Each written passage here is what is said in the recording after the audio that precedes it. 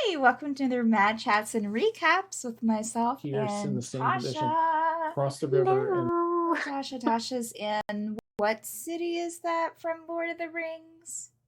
I'm not going to spoil it just in case. Okay. All right. But if Well, you know, you know. I mean, it's very vibey, yes. It makes me so happy. But welcome to another Mad Chats and Recaps. This is for the week of September the 5th through the 11th of 2022. As always, we'll start off with the Forsaken, collecting all of their friends and travel companions and saying goodbye to others. Our adventurers finally leave the Northern Crown and head towards the altar in search of a time device. Once there, they reach out to an old friend, Dredea, and learn over a lovely dinner that the auction that was supposed to take place weeks ago was postponed. The time device was most likely still in the city. Now they just have to find a way to get to it. So, a little summarized there, but yeah, It's they said bye to Gerbil. Gerbil, of course, stayed behind with his now newly resurrected wife and daughter, who wasn't resurrected, but that he just found. yeah. Also to take care of Shanad and take Shanad back to her mother in Lisa Deer. Ooh. So tonight we might have a heist. I know that they're Tegan and Dredea are going to go and take a look at the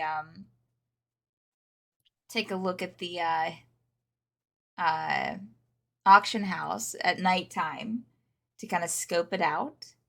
Okay. And then I don't know what they're going to do with that information. If they plan to go and like try to take it. Someone asked Dredea if she knows like where they keep the items, like in between auctions. So I don't know. I'm just the DM. It's fine. It's You're just okay. there for the ride. I'm just there for the ride. Yeah. So should be exciting. Whatever they choose to do tonight. Yeah. So what happened on Wednesday's the Penumbra Assembly? Well, this first sentence makes me happy. Much to a grumpy bear's dismay, who surprisingly understands and writes in common, our adventurers try to reach out to the animals of the rundown village for answers. Not getting much from the wildlife of the village, they're guided to a makeshift graveyard of people who had died around 15 to 20 years ago. Beyond that, a hidden cove of mass graves that could date back to around 2 centuries. Dacos uses his ability to see and speak with ghosts to find out more. Apparently, Lord Kalen had ruled this plane for centuries, and it was under his rule that hundreds of people were either slaughtered or turned into animals and banished to the forest. Each of these incidents were marked by a mysterious disappearance and then announced death of a wife. With this surprising revelation, the bear agrees to take them to the library, a place where they may find more answers to their questions. Along the way, they manage to free a trapped bear cub and escape the notice of a warforged. They also find out that the animal preservation service the queen most favors may not be letting the animals go as they promised, but killing them instead. Well, not cool. Not cool. No. No. Yeah, so apparently hundreds of people have died and a lot of graves and so, I mean, yeah. just in time for spooky season. I mean this correct. Yeah. Yeah, I have some fun minis of things that they will fight in the near future that are a little spooky for sure. Yay! That's So exciting. but yeah, again, a big surprise since at first they've been told by everyone on the plane that the plane's only 10 years old. Yeah. So what are these like not only just 20 years ago, but 2 centuries ago? Something's up. Yeah. Yeah. So I have to find out. Over on In Extremis, on this past Saturday's episode. Our sky pirates headed to the Archivist to garner more clues about the missing residents of Thuna. Oh, Thunalaka? what? Thunalake? What? Just I can't remember for the life of me. That sounds great. Known as the Whispers. They learned much of the city's history there, that the holy text they were in search of, and of a few clues about the Whispers. Heading next to the quartermaster to stock up, they encountered Vic, looking very ill, asking Zia for advice on whether he should stay behind to protect his newly discovered sister from becoming a Whisper, or travel with them to discover the source, opting in the end to stay behind with his sister. Our heroes began navigating the cosmic colored caves and its dangers, finding an odd sight around the corner far in. Two, I think that's tentacled, two tentacled creatures standing over another, having beaten them thoroughly. A brain on four legs looming close to the fallen creature. What will come next? Maybe they don't have tentacles and Be tentacled. be tentacled. Like they're not tentacled anymore. They have nubs. I don't Well, know. I mean, I feel like that they was talking about that they have like the Cthulhu like tentacles coming down off of their head. So I feel like that they Gross. are in a way tentacled, yes. But They're bedazzled, but be oh, tentacled. so yeah, so Like it. in other words, we see one of the these kind of like Cthulhu like creatures on the ground being beaten up by two other ones, and this brain like dog, this brain with four legs, was like licking it, like licking the one that was on the ground, Gross. like not in a friendly way either, like almost Ew. like in a yeah. I don't know. So yeah, so that's but our speculation is that because we're looking for someone who was like transferring these sacred texts for this society, for this clan that we're helping, someone was supposed to be transferring these sacred texts. So we're worried, and they haven't came back. So we're worried that this person on the ground is like, because the whole thing with this, with mind flayers, which is what Oh, one of yeah. these are, is that they can like transform like other creatures into mind flayers as well. Like once they like take over, and someone came back to the clan a bit ago that had like or like a while ago actually, that had a bent in portion of their head, like that their brain was Gross. missing probably, because after that they couldn't respond, they couldn't talk. Yeah. Zombie. Yeah. So I like it. I can't think about it too much because it gives you the heebie-jeebies, but it's really cool. Fair. I'm not sure. Excited. I don't know. I have fought a mind flayer in D&D before, but they're not fun. No, they're not. So what happened on the last time that we had Obsidian Scar, Tasha? Oh, yeah. So our heroes, deep in the crypts of Kelemvor, under his great temple in the Cassadothian Pass, worked quickly to navigate through its winding passages to find the relic Lashana required for the trade they bargained with her. After a suspiciously easy escape with her bounty, they parted ways to prepare for their departure to Harassa. The next days were spent shopping, writing, searching for the mysteriously disappearing tieflings, having terrible nightmares filled with blood and the undead, more shopping, and chocolate cake. Jules, after months of accumulating the necessary components and studying the ancient infernal text with Linnet, finally cast the first spell from the Tome of Great and Terrible Powers. Almost costing him his life, he emerged from the ritual exhausted, an ever-growing halo of dark matter surrounding him, but with a mind so vast, none of the Isles could dare rival him. Hoping to recover in the safety of the Sea Ward, the crew set out for a slow but safer course towards their home base in Harassa, only to be intercepted by an airship of the Aristilian Empire, seemingly in pursuit of Ileana. Mm, mm, Yeah, it's fine. mm. It's okay. It's always okay. It'll be fine. It'll be perfect. I'm so nervous. I'm nervous for you. It's fine. It's just a colony of tieflings who Ileana probably murdered their families at some point. It's okay. It's fine. It's all right. It'll be okay.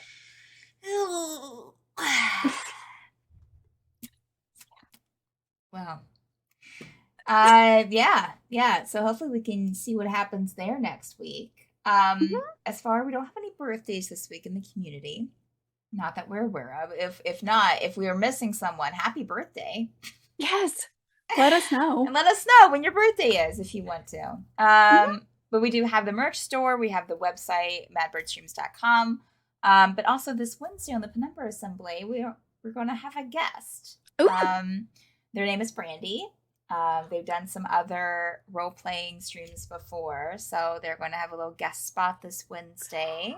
how They have a exciting. fun little character that I'm excited. I'm going to finish the artwork for that today for the layout. And Ooh. yeah, so I'm super excited. So that'll be this Wednesday at 10 p.m. Eastern Time. Yeah, I think Uh, that's all that we got mhm. for this week. We'll see you in Twitch, we'll see you in Discord, and we'll see you next time for another recap show. All right, bye. Bye.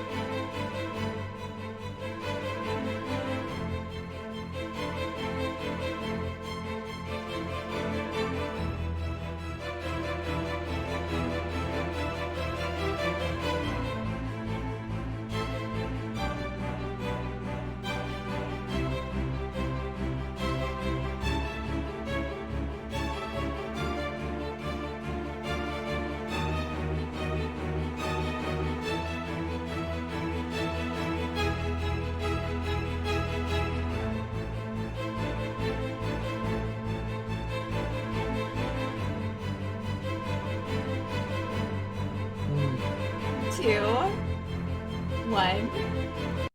And we're live. Hi, welcome to another episode 13 of the Penumbra Assembly. We're so glad to have you here on Madbird Streams. We have a full house tonight. All of our regular players, plus a wonderful guest, Brandy. Brandy, before, just in case we have some people watching now that won't be at the end of the show, where can they find you on social media, Brandy? Right. Hi, everybody. Brandy Rose. You can find me on Twitter at the Brandy Rose, on Twitch at Cutest Patoot.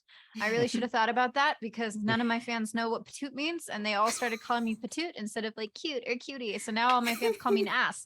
But you know what? It is what it is. So you can find me on Twitter, TikTok at Cutest Patoot, on Twitter at the Brandy Rose, where I'm most active. And if you like photo shoots and just want to look at pretty things like my face, you can hit me up on Instagram at Brandy Rose Official. Lovely. Thank you so much. We're so glad to have Brandy here. Great role player. And we're just super excited to have them tonight. So thank you. You're welcome. Let's get started into a recap. I'll do the recap of last week's session, and then we will go into inspiration roles here. So everyone get a D20 ready for after the recap's done. So our recap for last week's episode, much to a grumpy bear's dismay, who surprisingly understands and writes in common, our adventurers try to reach out to the animals of the rundown village for answers. Not getting much from the wildlife of the village, they're guided to a makeshift graveyard of people who died around 15 to 20 years ago. Beyond that, a hidden cove of mass graves that could date back to around 2 centuries. Dacos uses his ability to see and speak with ghosts to find out more. Apparently, Lord Callan had ruled this plane for centuries, and it was under his rule that hundreds of people were either slaughtered or turned into animals and banished to the forest. Each of these incidents were marked by a mysterious disappearance and then announced death of a wife. With this surprising revelation, the bear agrees to take them to the library, a place where they may find more answers to their questions. Along the way, they manage to free a trapped bear cub and escape the notice of a warforged. They also find out that the animal preservation service the queen most favors may not be letting the animals go as they promised. And there we go. That's our recap for last week's session. So, this evening on the Penumbra Assembly, do a little scene setting. Y'all were guided across the forest. You found a bear cub trapped and released it. Were able to escape the Warforge's glance and made it a little bit farther across the forest onto the more kind of, I guess, what you would consider, as we had a conversation after last week's session, the southern part of the forest. Not the eastern, as I was saying before last week. So as y'all travel, and I said that you came across these kind of interesting shrubs, which you were told to look out for the hedges, yes. Tall hedges going up about 30 feet. And you can see the very tip top of a building just beyond that, of maybe a kind of a pointed roofed house just beyond the hedges. Would the 5 of you make perception rolls for me, please? Well, actually, first, let me pause that. I completely forgot about the inspiration roll. So everyone, please roll, including Brandy, roll a d20 for me. Okay. And I'll go around and ask each of you what you rolled. And the person closest to my number gets the inspiration for the night. And Lev, in their fine new haircut, dashing. What did you roll, Ed? Lev got a 17. Okay, perfect. And Yvonne? 5. Got you. Draxlin? 10. Okay. Joe? 8. What did you roll, Joe? 8. 8. Okay. And Dacos? 17 as well. And Brandy? 15. Okay. I believe, Yvonne, you rolled a 5? That is exactly the number I rolled. So you get inspiration. So just to explain that, Yvonne gets a D8 dice tonight. So we can add that to pretty much any roll except like death saving throws, right, Dan? Mhm. Yeah. Yeah. All right. Oh, let me get some music going too. I'm stealing that from my. my campaigns. That's a cute idea. I like that. Yeah, Dan started that with the first campaign I was in on the channel. Hey Dan, if you get the exact number, do you get like double inspiration? Sorry. No. Sorry, friend. I mean, we've already been threatened with death saving throws, so Yeah, who knows how this is yeah. going to go. I didn't like she brought that up. You had to clarify. Something you need to know tonight about death saving throws. What? All right.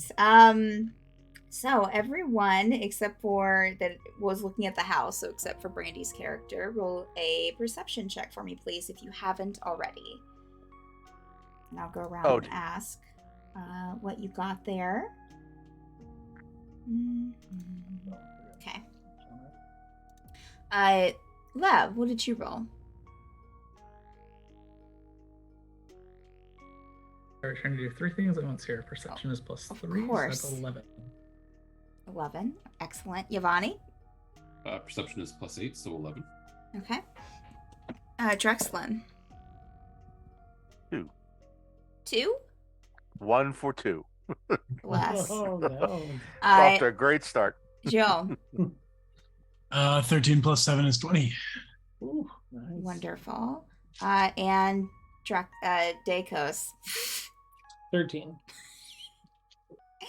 13. Wonderful. Okay.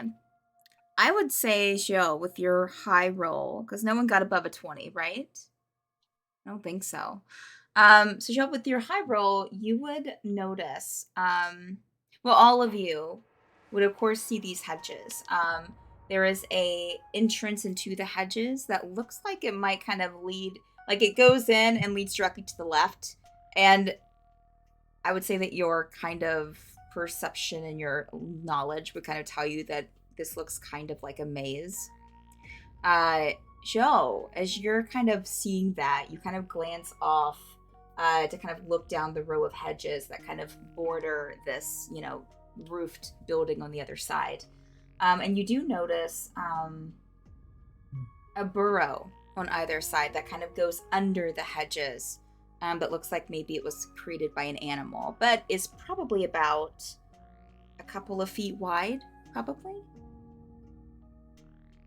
Okay. I mean, does it resemble a burrow of like an animal I might be familiar with already, or is it like strange in any way? You can make a nature check if you want to. I'll do my best. Okay. I think that's a 0. So Okay. 1 minus 1. I love it. No, you don't recognize the animal. Again, if you kind of step over to it, you can see that it's a couple of feet wide and kind of goes underground and under the hedges. And you see kind of something like that in a couple of places. Yo is kind of curious about this stuff. He likes nature, so he'll kind of nudge Lev. And not because Lev is a rabbit folk, but because Lev is very knowledgeable on a wide variety of topics. He's going to point out the burrow and say, do you know what kind of creature makes this burrow?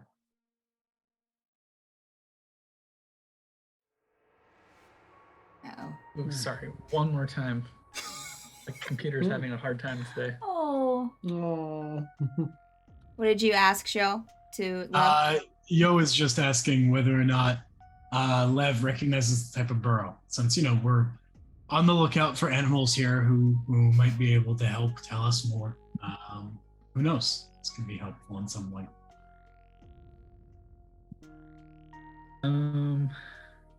Could I argue for a history check, maybe? Sure, you could It's try. gonna be an animal handling. You could try a history check, sure. Like the history of animals, like. Guys, there's a maze. There's a maze here. I love puzzles. Don't you love puzzles?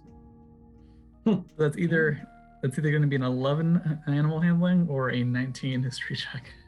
I'll leave it up to you. So what are you trying to do again, Lev? Just try to get a little bit more information on Okay. what type of burrow this might be. Okay, all right. Anything I might have learned from the past. That's, I think, what Alec was getting at was It looks- Lev's Okay. It looks about like a medium-sized burrow, probably, maybe like a medium-sized animal.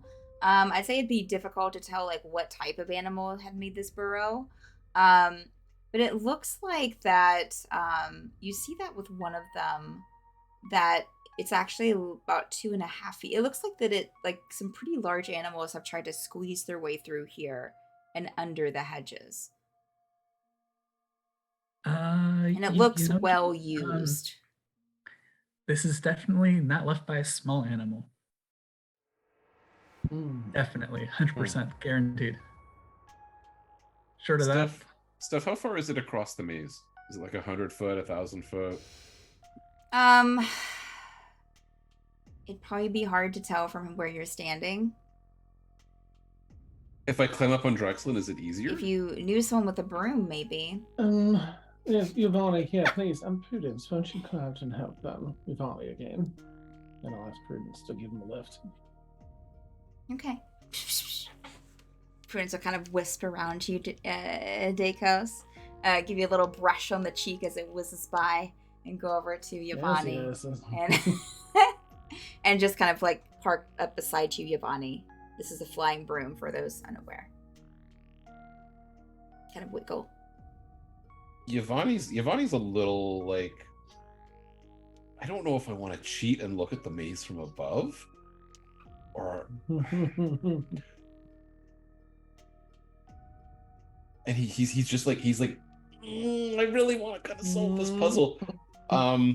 So Yvonne's gonna he's gonna get on Prudence. He's gonna do this and ask Prudence to go up a little bit, and then he'll just take a quick peek to see if he can get an idea of how big it is without memorizing the layout. Okay. All right. So Prudence will take you up about 30 feet if you're willing. Take you to just the top of the maze. You can see as she takes you kind of up, you can see kind of like cresting above the hedges. You can see on the other side this beautiful, kind of like a Victorian Gothic house, but it's hard to even tell that. You can only tell that by the shape. The rest of it is so covered in vines and moss and things of the forest that it almost kind of blends in with the forest itself. These beautiful kind of flowers blooming off of it that looks kind of tended in a way. Oh, there's a lovely house there. I wonder if the animals have been taking care of it, because it the maze. How far away is the house? The maze probably goes, I would say I'm so good with measurements.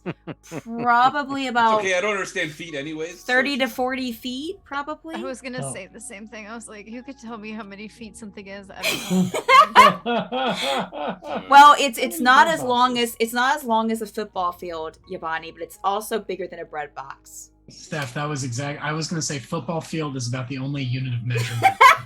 Okay, but my football fields are larger than American football fields. So I was also whatever. like that doesn't True. help, True. actually. It's and are we talking like Queen Elizabethan feet or King Charles feet?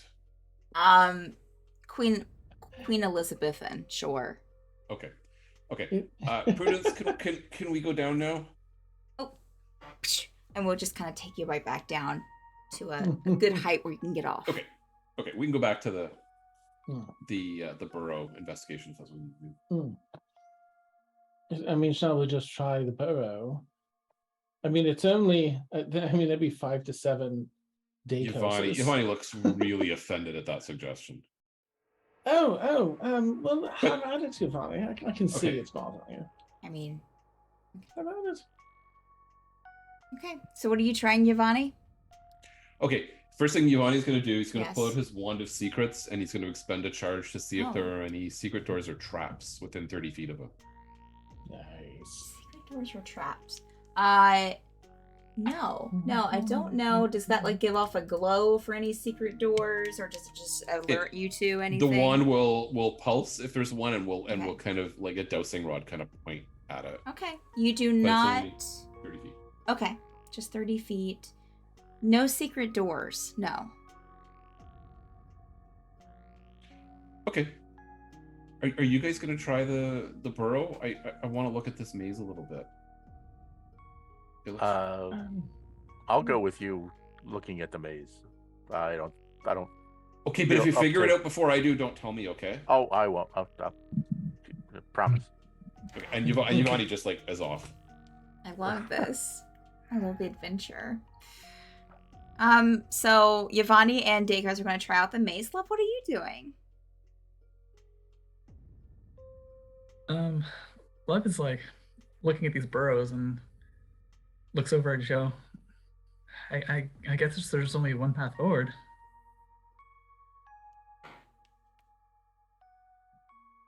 You first or me? Oh. Mhm. I will see where it leads, I suppose. Okay. So you two are trying out the burrows. Dacres, what are you up to?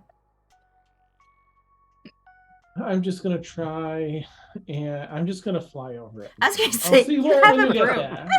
Please, best of luck to everyone. And I'm just gonna fly up, but I'll wait patiently on the other side unless something happens on my way over. I would say that I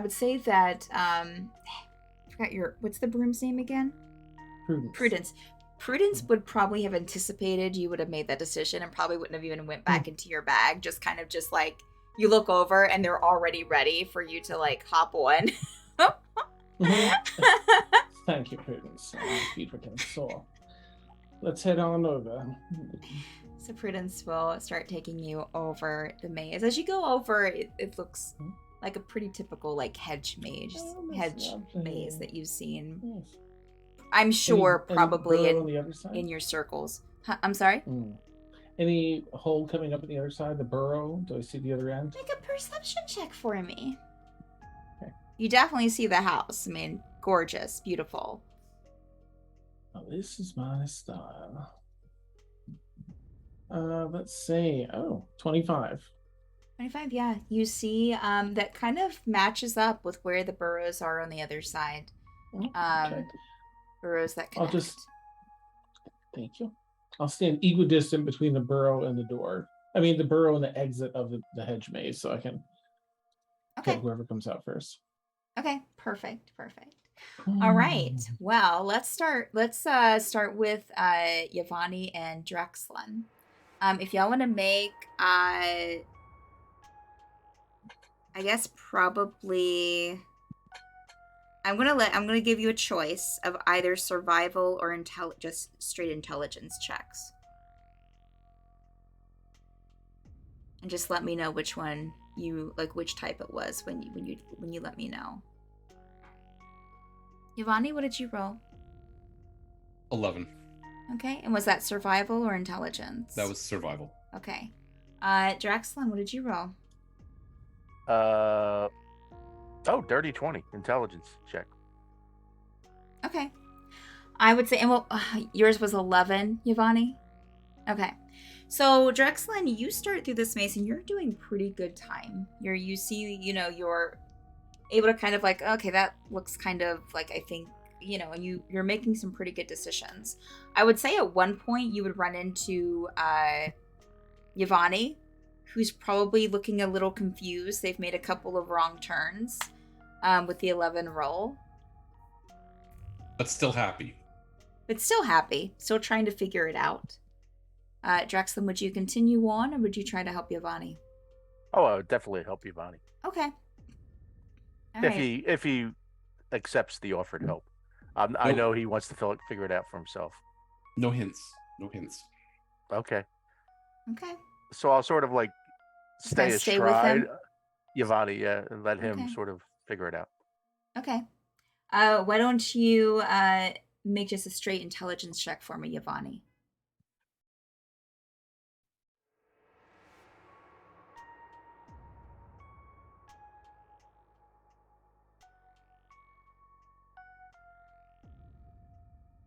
Oh, that would be a 5. So, Drexlin, you see that Yvonne's having some increasing difficulty.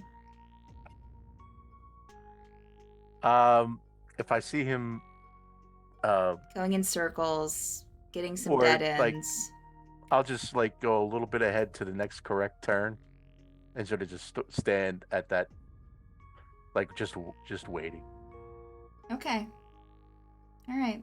We'll say that it takes him a little bit to get through it. By the time that y'all make it through the maze, it's probably been about 25 minutes, I would say.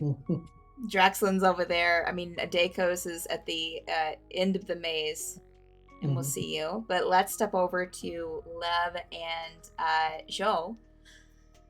So you're trying to. So y'all are going to check out these burrows. Why don't you make a? Let's see. I guess a survival check for me. I got a 14.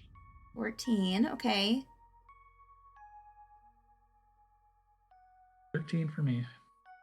You said 14 for you, Ed? 13. 13, okay. And also, why don't you make a constitution check for me as well, please? 13 and 14. Why not? Yeah. That's a normal thing to do when you're going in a bush. Mm-hmm. That's my modifier.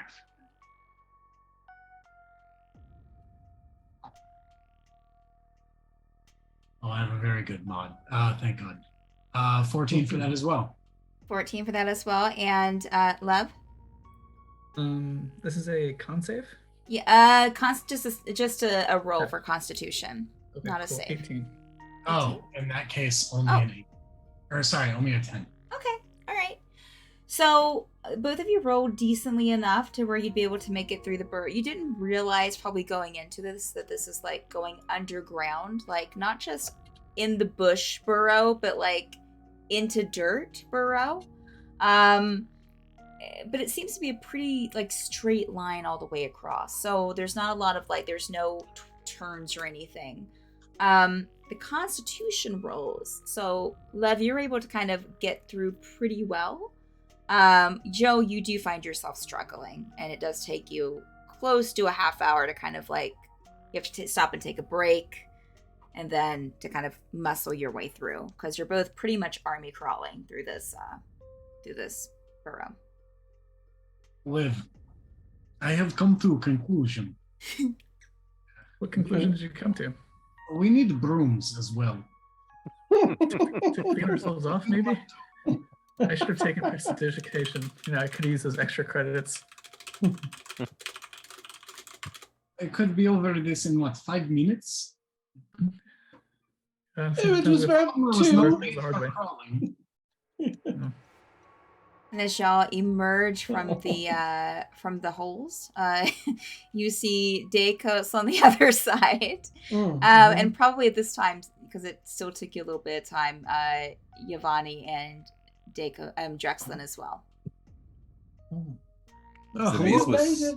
The maze was so much fun. I hope I forget the solution before we go back through it. That was fun. Yes, we took the scenic route, and Joe spit out a worm that he probably... Yeah, probably. Ooh, that sounds like fun too. Oh, I would say probably a little retcon there. I'm not even going to make y'all roll for it since you already made a couple of rolls, but Lev and Joe, you would have noticed probably a lot of different types of animal tracks in those burrows. So it's not just it seems like not just one animal has been using them, but different types of animals.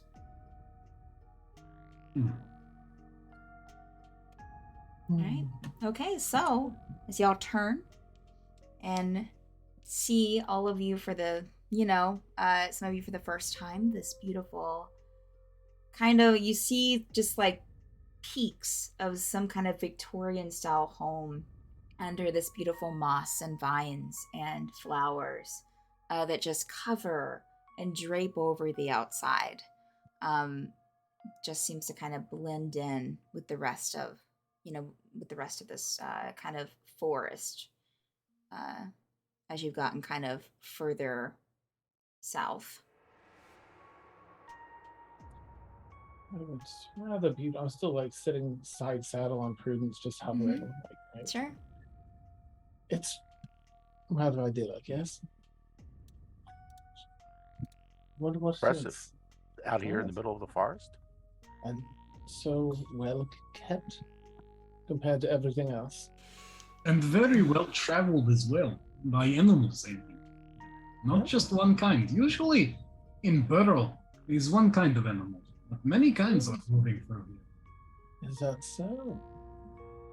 Love will, or Yvonne will start walking up towards the door if one Oh, can yeah. be seen. You can see a door there. Yvonne's going to knock unless somebody stops him, so heads up. Yeah. I'll probably So? solve it. Houses. Yvonne does is it a gentle knock, Yvonne, or what kind of knock is this? Yeah, reasonably gentle. Okay, all right. So you're Yeah, gonna hear- Drexler's gonna. No, he's not go ahead. that strong.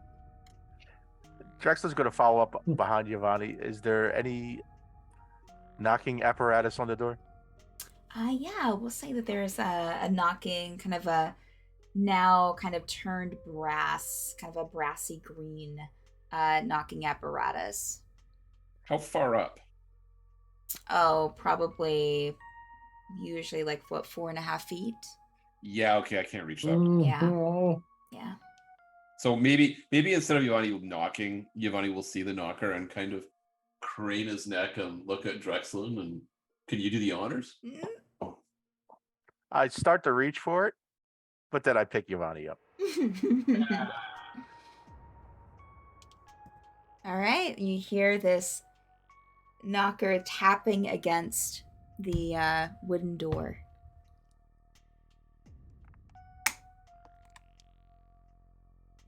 Give it a minute or two. Okay. It's a big place. May take whoever's in there a while to get here. Okay. Hmm. I would say that yeah, I'll send a give me 1 second.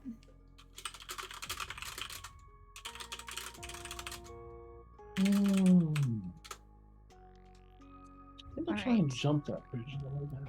Well then, according to that, what you'd hear, because these are not the thickest walls.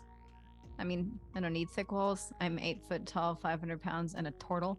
I am thick walls. So what you'd hear is these like slow, very like heavy footsteps coming from somewhere in the house, slowly towards the door. Just kind of like thud, thud, thud. Someone's coming, everyone. It Sounds does take ominous. like an awkward minute until from the beginning of the thuds to like the door. And what'll open up is to like slightly bent, because this was not originally my house, and I am a bit too tall for it and wide and big. So what'll suddenly be blinking out at you as the door opens and fills entirely with the frame of this turtle is, like I said, about 8 feet tall, crouched down to have her head, very large head, somewhere around like what would probably be like 7 feet, just kind of like just bent down. Can't bend over much more than that. Shell is in the way. Moss green tortoise with like just kind of soft all over. So like, you know, instead of hair, there's moss with little flowers, and you can see the beginning of moss and flowers on their back. And you can assume when she turns around that her back is also covered in moss and flowers, and she's got little bits clinging to her arms here and there from like in this position where like it's on one arm, on the entire upper arm, and then on their dominant arm there is almost none, because this is the arm that rests when they're reading, and this is the arm that flips the pages. So this one very clean, this one full of flowers, small growths, and just very large round black eyes. Hello. Oh, hello. Are you Bear's friend? Everyone, there's someone here. Are you Bear's friend? Hello. Bear. I will. Bear. Which The- bear? The nice one. Oh, that Yes, doesn't they narrow spit it a lot. down. Oh, that does narrow it down. Oh, I guess it hasn't gotten better over time. Hi, I'm Tallulah. Hi there, I'm Yavani Marigold Dancer. Have you heard of my mother, Margaret Marigold Dancer, by chance? Oh, I'm sorry. These are my friends. This is Drexlin, Dakos, Joe, and Lev. It's a pleasure. Hi. I haven't had people in the house in, what, 200?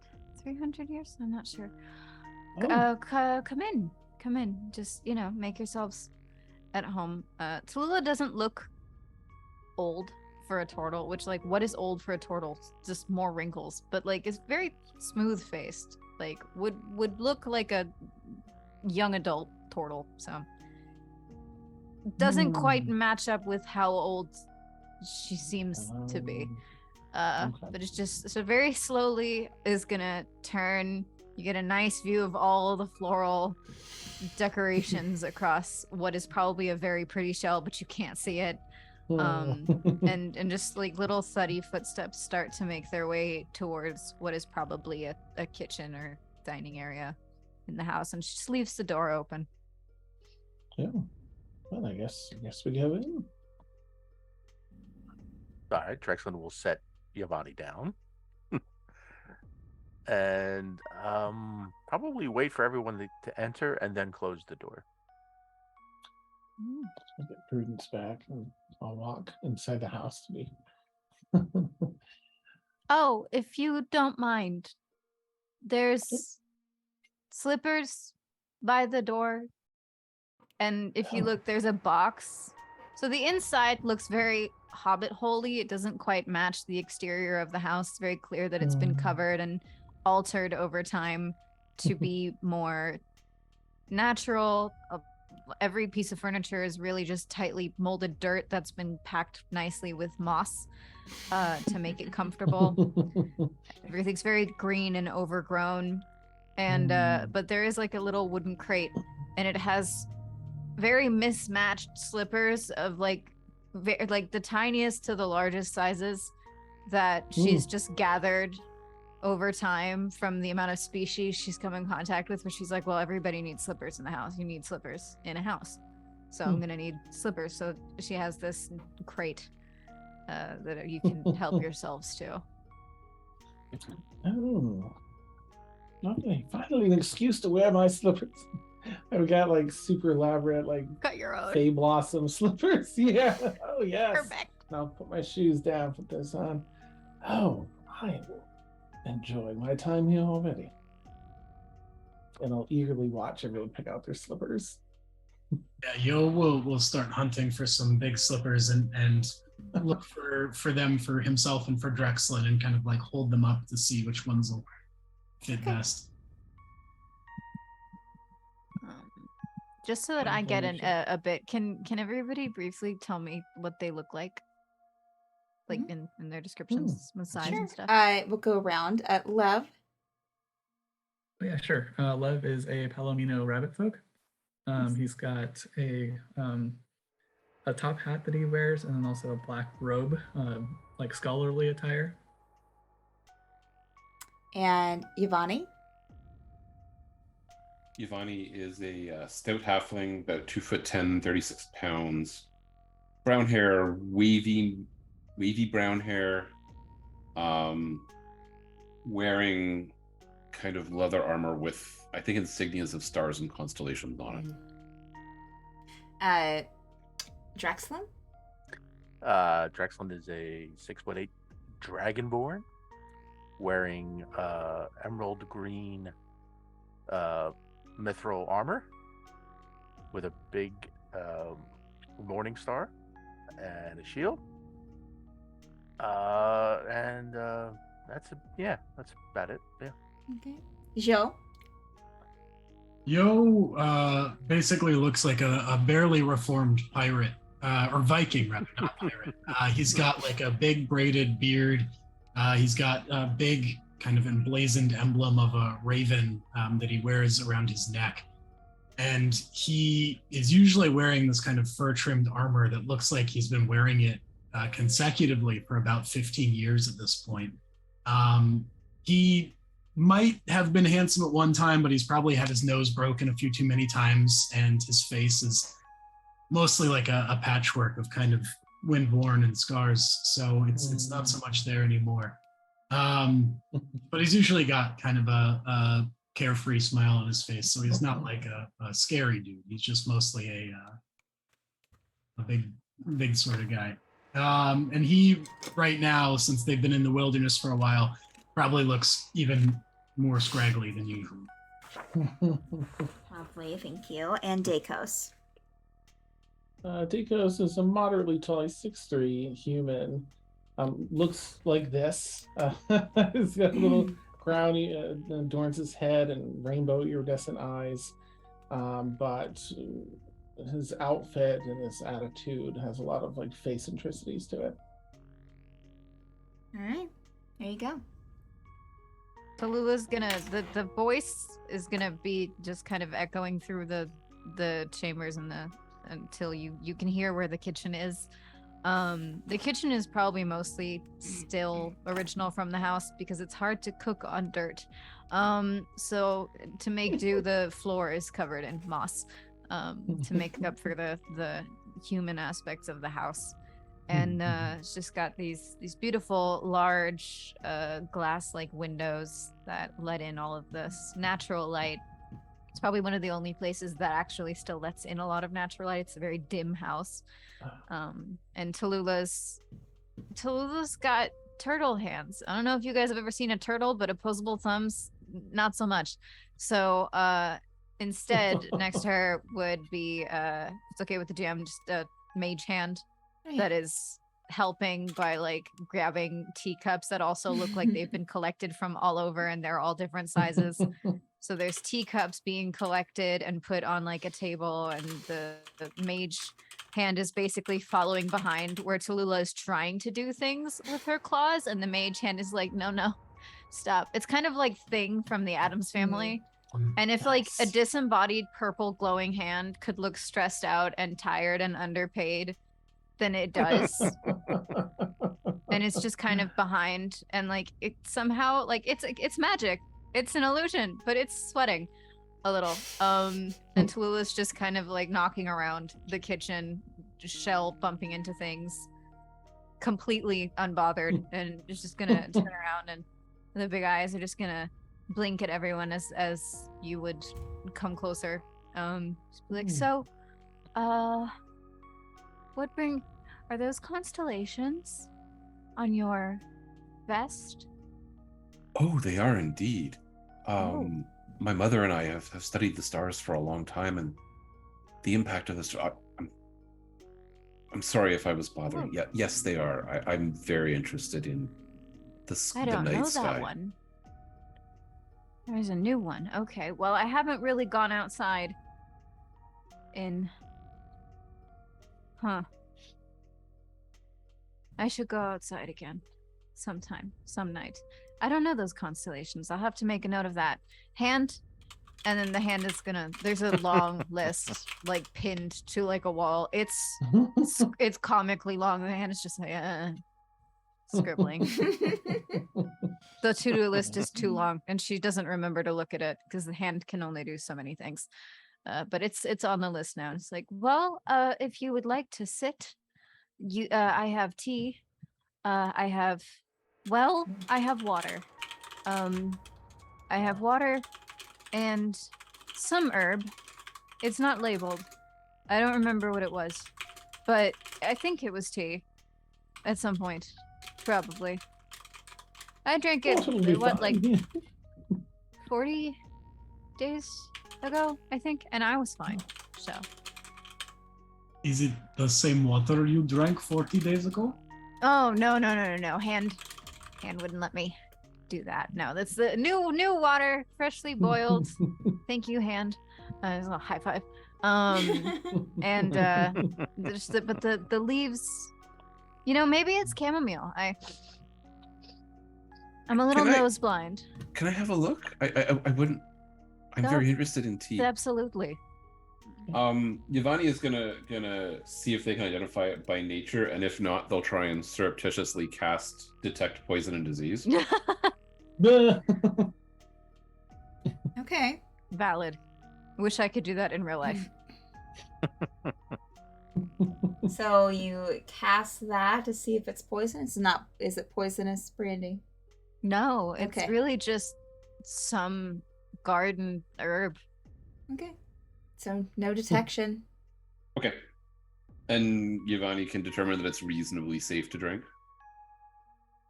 Okay. So in that case, Yvonne will take some tea and will kind of not like invite others to, but will at least kind of cheers them and take a sip to let others know that they can if they want. Yeah, watch for a minute. I'd love a glass, yes. Then a size appropriate teacup will be given to you by hand. No. Thank you. So, Yeah, Drexel will accept and yeah, have some tea as well. so you mentioned bear with the glandular issues. I gave him a yes. salve. I don't know what he's just supposed to rub it under his tongue. It's not supposed to be that hard. It doesn't taste that bad. I should make him more. Maybe he ran out. It's been a while since he came by, I think. I don't know. Anyway, you ran into our salivating friend. Yes. He seemed to be doing it recreationally, for what it's worth. But they gave us some insight into some things that have happened here in this demiplane. We're visitors here. We've noticed some things just not right and wish to try and make them right for the people that are being hurt by injustices. Oh. What's here? Oh, I'll just give the rundown of like King Callum and his shady business with the wives, and we don't really know what his deal is, like what he's actually doing, but it seems bad for the people. And there's Lady Amik here, and people being turned into animals, and a really cool library that you probably don't care about right now. I always care about a library. It has a telescope in it. It's very nice. Have you been there? I might have been. I don't know. It's been a long time. It's been no, I left sooner than that. Yeah, I think I've been. I love a library. There's also a very nice under the house bookstore in town.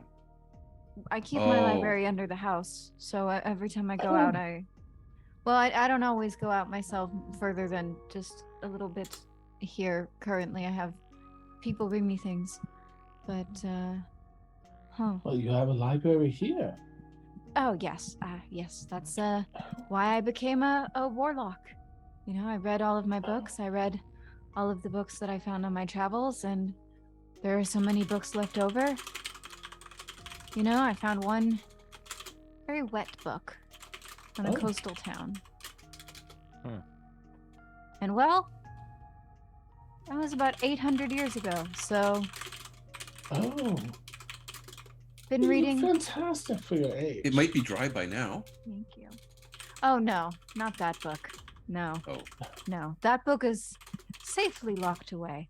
It should Dangerous. be, anyway. However, I remember it's coming to me. I had been napping for a couple days. But yes, that is true.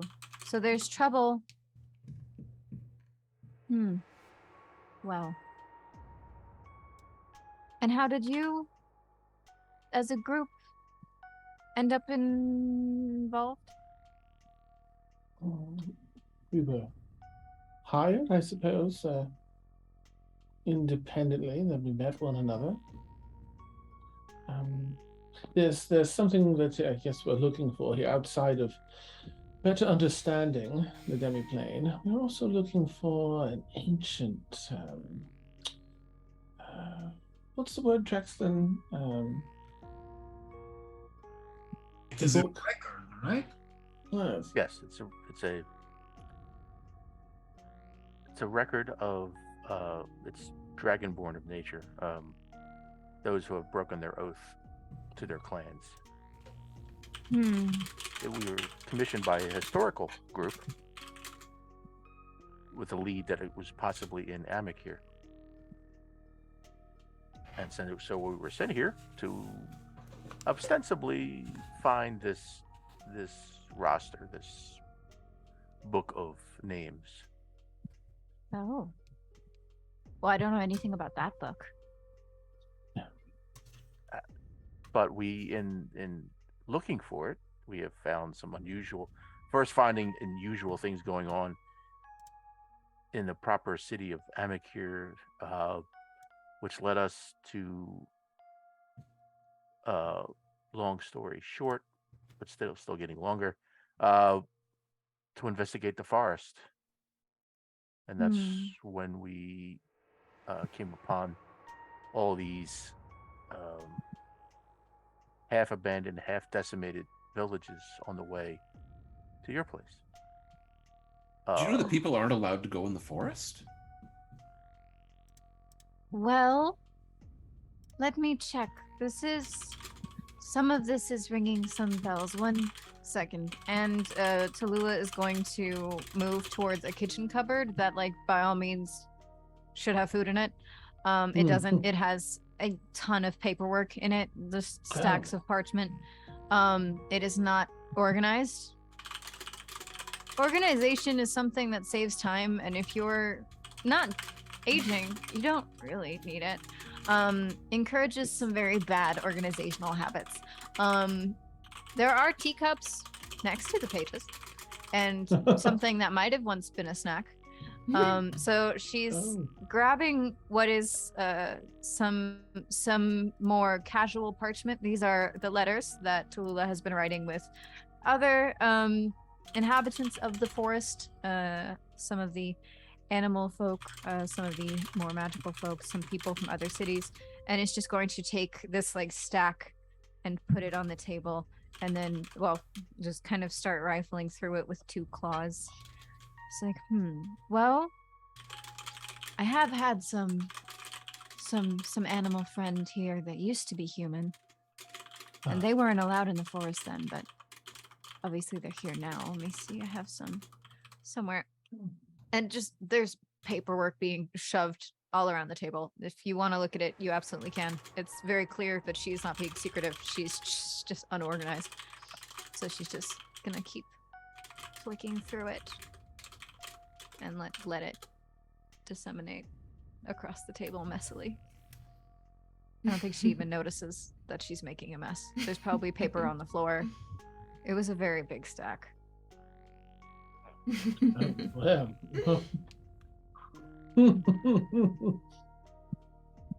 Yeah, Drexel will start casually looking at the pages, but figuring it's probably a task better for Yvonne and Lev, will sort of like point to them and start, distributing pages. Yes, here you are. Yvonne is super interested, but if you really think this is a job for Yvonne's attention span, I don't know. But Yvonne is interested, and we'll look at them all with great interest. I'll gladly sort through too. I know. Yes.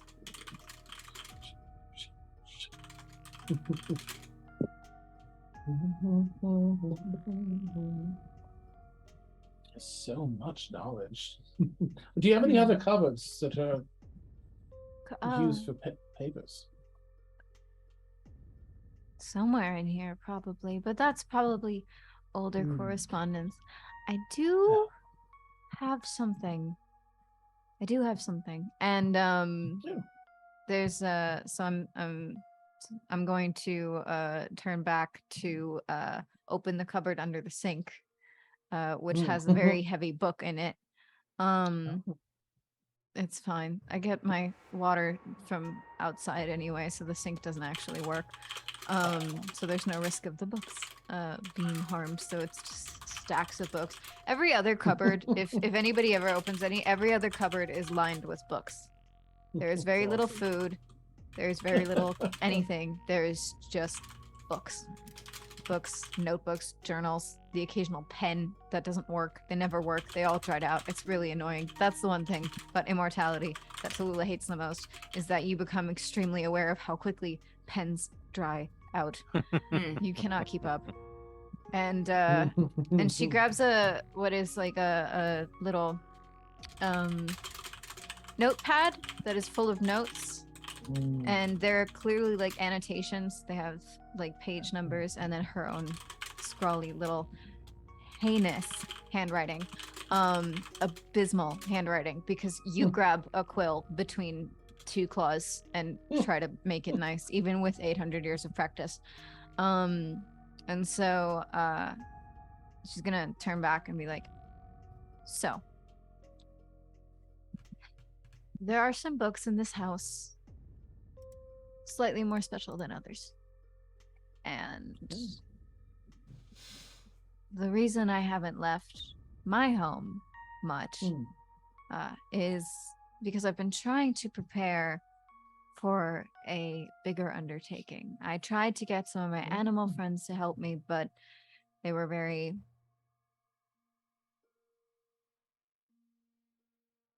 anxious, frightened, terrified, fearing for their lives. Something like that. Oh, no. Long story short, they could not help me. But there is a house that's supposed to have quite some nice tomes, very special books, and I haven't read them yet. And I have to fix that. But I can't get there. It's a very overgrown part of the forest. It's just too thick for me to get through. I mean, it's difficult enough for me to occasionally try to use some of the burrows around here. It gets a little tight. And these claws are not exactly effective. I'm not much of a weapons person. I think the written word is the superior weapon in every case. The more written word, the better, because then the book is thicker and it makes more of an impact. Oh, see that? Now I agree. So if you are looking for a book, and I am looking for books, and I know a place that might have such books, perhaps for a short while, we could attempt to find these books here in the forest together. Well, I won't speak for everyone, but simply the occasion to wear these fabulous slippers is enough for me to want to help you, so consider me. May I ask a question about books? Always. What is it that makes them so special and also makes all of your forest friends so very afraid of them? They are not cookbooks, I assume. They are... Oh, no, my friends aren't afraid of the books. No. Nobody should ever really be afraid of a book. Ideally. Except for the very heavy ones, yes? Except for those, and the ones that are suspiciously perpetually wet. Those one should avoid at all costs. However, my friends aren't afraid of the books. The books are, well, I wouldn't say harmless. Knowledge is never harmless. But, they're not, what they're afraid of is tiny detail. She might not even still be alive, you know? She might have expired. It's been quite some time since I last attempted to go there, but there is a small issue of a witch who is in the way, potentially in the area. Maybe we won't even see her. Witches, I mean, they migrate and they fly and they go places. I mean, I'm a warlock. We're not quite the same. I don't really migrate. I only follow the books. But she is potentially somewhat dangerous to most people. Not usually to me. But then again, I can just... And then immediately, like there's a plop onto the ground as pulls the ultimate turtle move of completely popping into her shell and just kind of like disking onto the floor as the shell like falls, and then popping like her head out again and being like, you know, can't hurt me while I'm in here. So not really much of a problem for me per se. However, in general, it did make the animals that are not quite, you know, they can't use the written word or really any other weapon. So made the task a little bit daunting, just like the claws are like trying to inch together like as close as they can, but also these are very thick joints, so it's still like easily like this. It's as close as they get. Considerably dangerous. So. It's really only this dangerous. Oh. It's not that bad. Yeah, just a witch. Not a specific witch. I don't know that much about her, but there is. You heard some talk of a witch in the woods. I mean, is there never talk about a witch in the woods? In every woods, there's a witch in the woods, so I don't take it terribly seriously. I mean, she hasn't done anything to me. Then again, I am also, you know. I mean, we will be plundering her books, perhaps, a little bit. Well, they shouldn't be her books. It doesn't seem like they're her books. They shouldn't be her books. They belong to someone else. Once we're done, I guess. Well, that also, but it's not her house. It's nobody's house anymore. Oh. So. Lev, do you know what this means? I'm trying to track.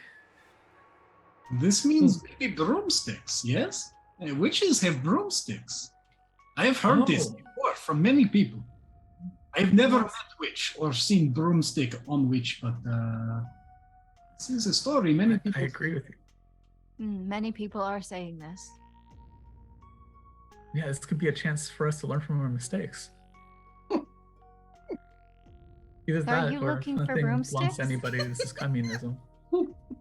Very specific broomsticks. Like you are looking for very specific books. I'll take like any book. Prudence. I know. Fresh Prudence option. It's like that. I mean, I am not very particular. I will take mop. Perhaps even a carpet of some sort. I do not like to climb through bushes. This is not the point. Is books and witches. Yes. Sure. Is also going to give like a respectful head nod to Prudence, as well. Magic recognizes magic. Prudence's bristles will kind of bow down. Oh, what a polite broom. Yes. Prudence is actually sort of a child of a spirit of the forest from elsewhere. Well, They I'm helped me get honored. by. Is there any way to offer Prudence a refreshment? Prudence? Well, ask Prudence if there's any. You know, Prudence never asks, but neither do I. Prudence will just kind of turn really quick, kind of splaying out the bristles, and will just kind of almost like do a shake no. Well, if you change your mind. Bow again. Okay. Well, Oh, she's being so cordial with you, Jack. She must really like you. Oh, I'm flattered. Like I said, I don't usually have visitors in here. Certainly not visitors with opposable thumbs. So it's quite nice. Actually, before you leave, who is like the visibly like strongest of the group? Probably Drexler. Drexler is a big dragon. Yeah. Right. Yeah. If you don't mind, before you leave, Hand has been excellent, but you know, magic has its limits. Would you mind? And it's just gonna open like a longer like storage like cupboard, and it's just full of jars that Tallulah can't open and Hand can't open because there's just too many. There's like 30 jars. She can't open them. She's like, would you mind I loosened them a little. She did not. Some jars are like on the floor, like don't bother with those. They're pierced because she just like clawed into it at some point and then like couldn't reseal it, and so like they went off.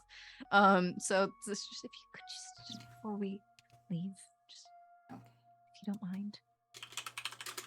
Certain.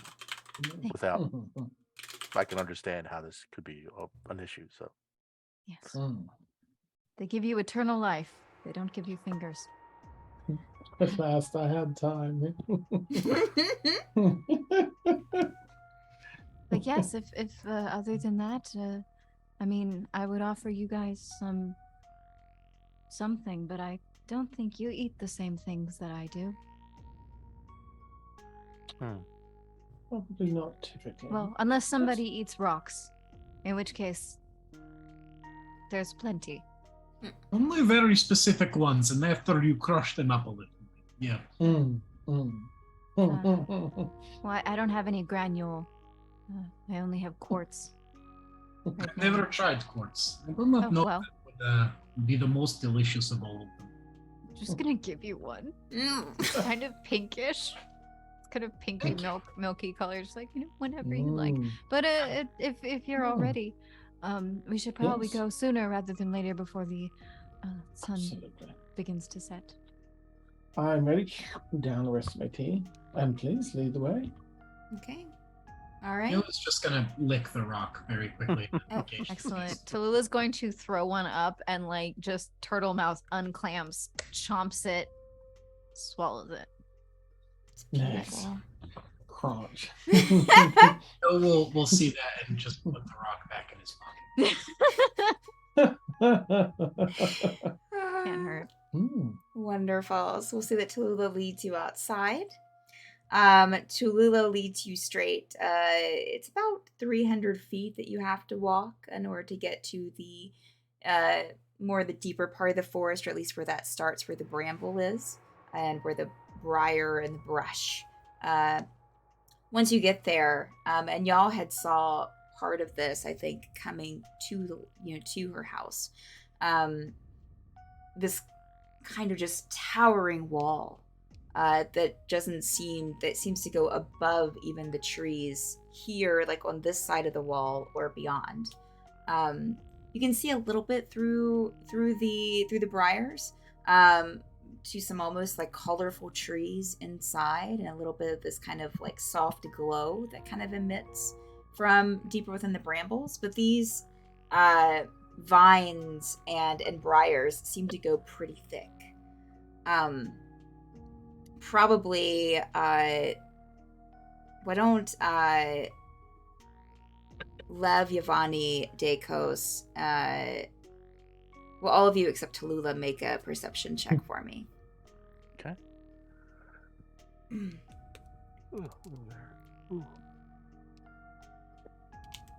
25. Okay. Lev? Sorry, it's loading. Okay, you're okay. No. 18. 18. Yavani? 12. Okay. And Drexlin? 11. And Dakos? 16. So everyone except Yavani and Drexlin. You would notice that this wall of briars and thorns that has these sharp thorns kind of sticking off of it goes probably about 15 feet deep.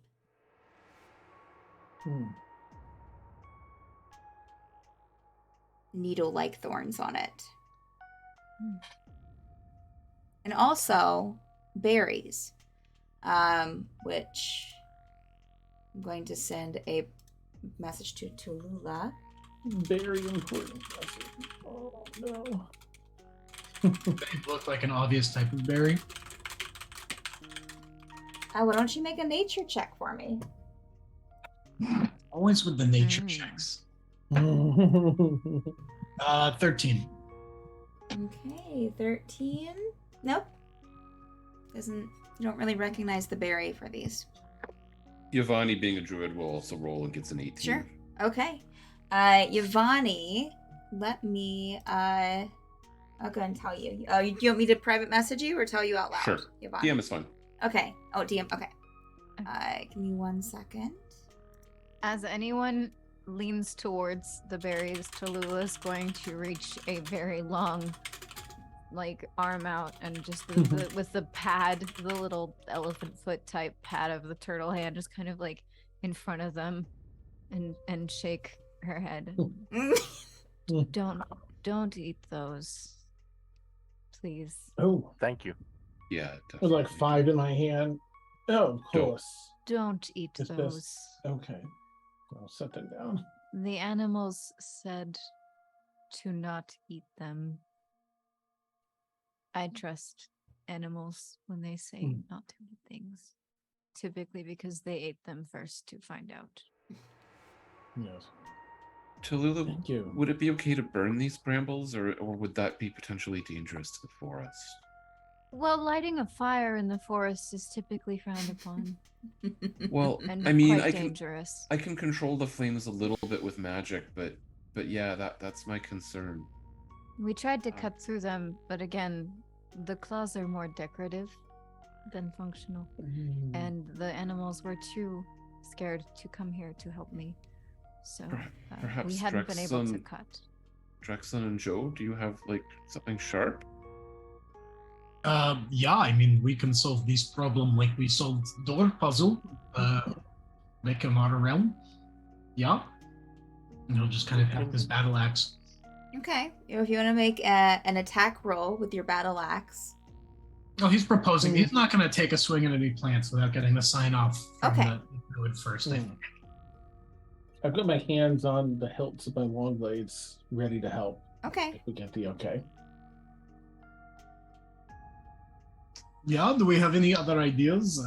This is not my special forte, but I will do what I can here. I'm glad to help. I mean, we don't want the berries here anyway for the poor creatures of the forest. As a Giovanni, you're, in my mind anyway, you're the expert with nature and such. Is it all right for us to hack a swath through here? I think so. Just do be careful. Yes. Okay. If there's any animals in there, beware. Move along. Oh, they wouldn't. Oh, good. You remember my uncle's motto: "Work hard, not smart." He's just gonna start. All right. Oh, yeah. I'll There's a assist. vein in Tallulah's temple that immediately throbbed and was like, what? What? What was that? What was that? Huh? Nice. So, hand over blade. anyone attacking, go ahead and make an attack roll, please. Okay. Oh, Lord. 22. Okay. Go ahead. 25. Okay. What's that? Plus 21. Okay. Go ahead and roll damage, all three of you.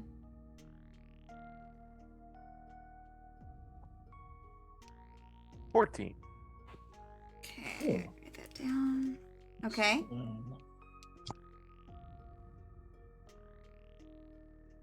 11. And Dacos? Well, 11, but I'm doing it with 3 things. Okay, so it goes 3 times with the 11, so 33. Oh, let me make sure I've got my extra attack.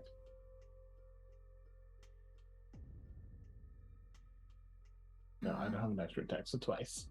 Okay, so 22.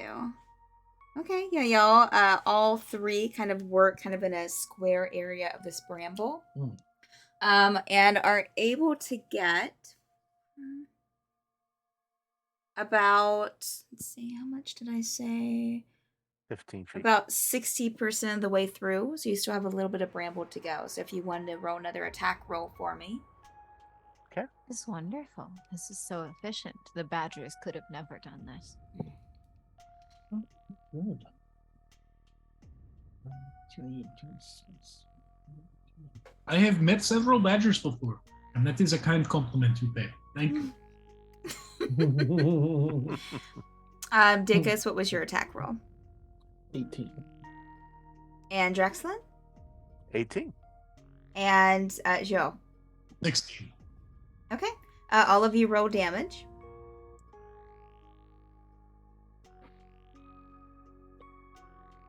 And Drexlin, what did you get? 13. 13. I'm going to do some on-the-fly math here. And Dacos? 11 again, twice. Okay. Actually, with Dacos's hit, it takes on the last piece of the briar. So you have a nice little block kind of taken out here that you can walk through. The three of you that were hitting the brambles, so Joe, Drexlin, and Dacos, if you three can make a perception check for me really quick, please. Sorry, perception you said? Yes, correct.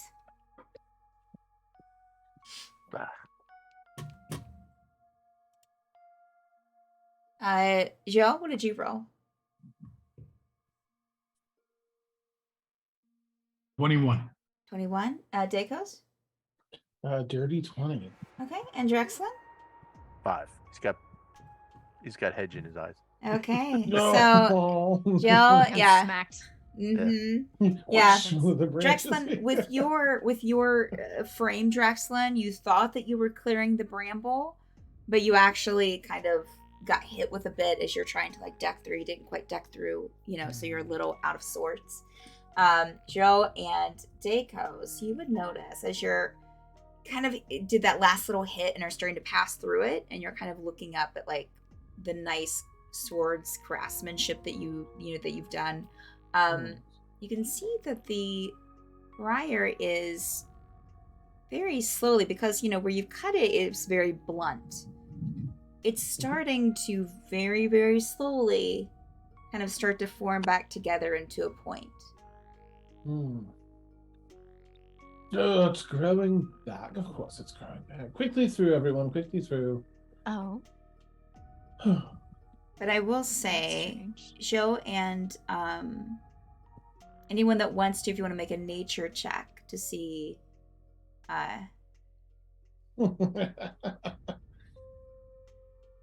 6. okay. 14. 14. Lev, I see you on your phone. If that means that's meant that you're making a roll tonight. So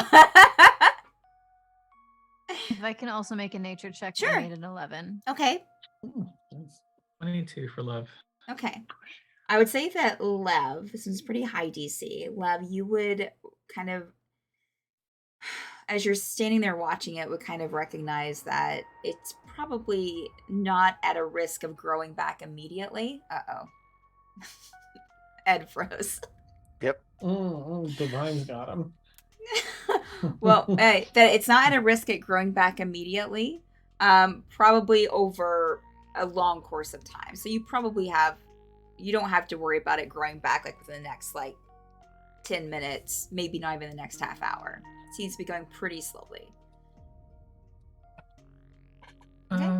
I think we're okay for a little bit. We don't have to extremely hurry, but we should get going, as it were. All right. All right, let me change over. If it wants to be cut again, we'll gladly oblige, I imagine, when we return. All right. So as y'all get to the other side of this bramble, you see kind of open up before you this beautiful forest. Very different than the forest you just walked out of. Whereas the other forest was mossy and green, heavy with trees. This is as well, but the moss almost has some color mixed into it. You see also these kind of small mushrooms pop up here and there, or that are in different parts of the moss. These have like a slight glow to them, either on top or underneath. And if you look deeper into the forest, you can see larger mushrooms beyond the trees, like probably about 100 feet away. You also start seeing some mushrooms on the trees that have this kind of faint glow as well. And also, which a few of you had seen, and I would say Tallulah had probably seen before too, these glowing butterflies that seem to kind of populate in certain areas. As I said, the moss is kind of this Tallulah. bluish green to it. Sorry, go ahead. What does the animal say about eardrums? Well, and Tallulah's going to very thoughtfully look closer at one while I message Steph to see what they would have said to me about the benefits. Oh, sure. Lev, what was your question at the end? What the animals said about the mushrooms? Or What they said about eating them, yeah. oh, about eating them.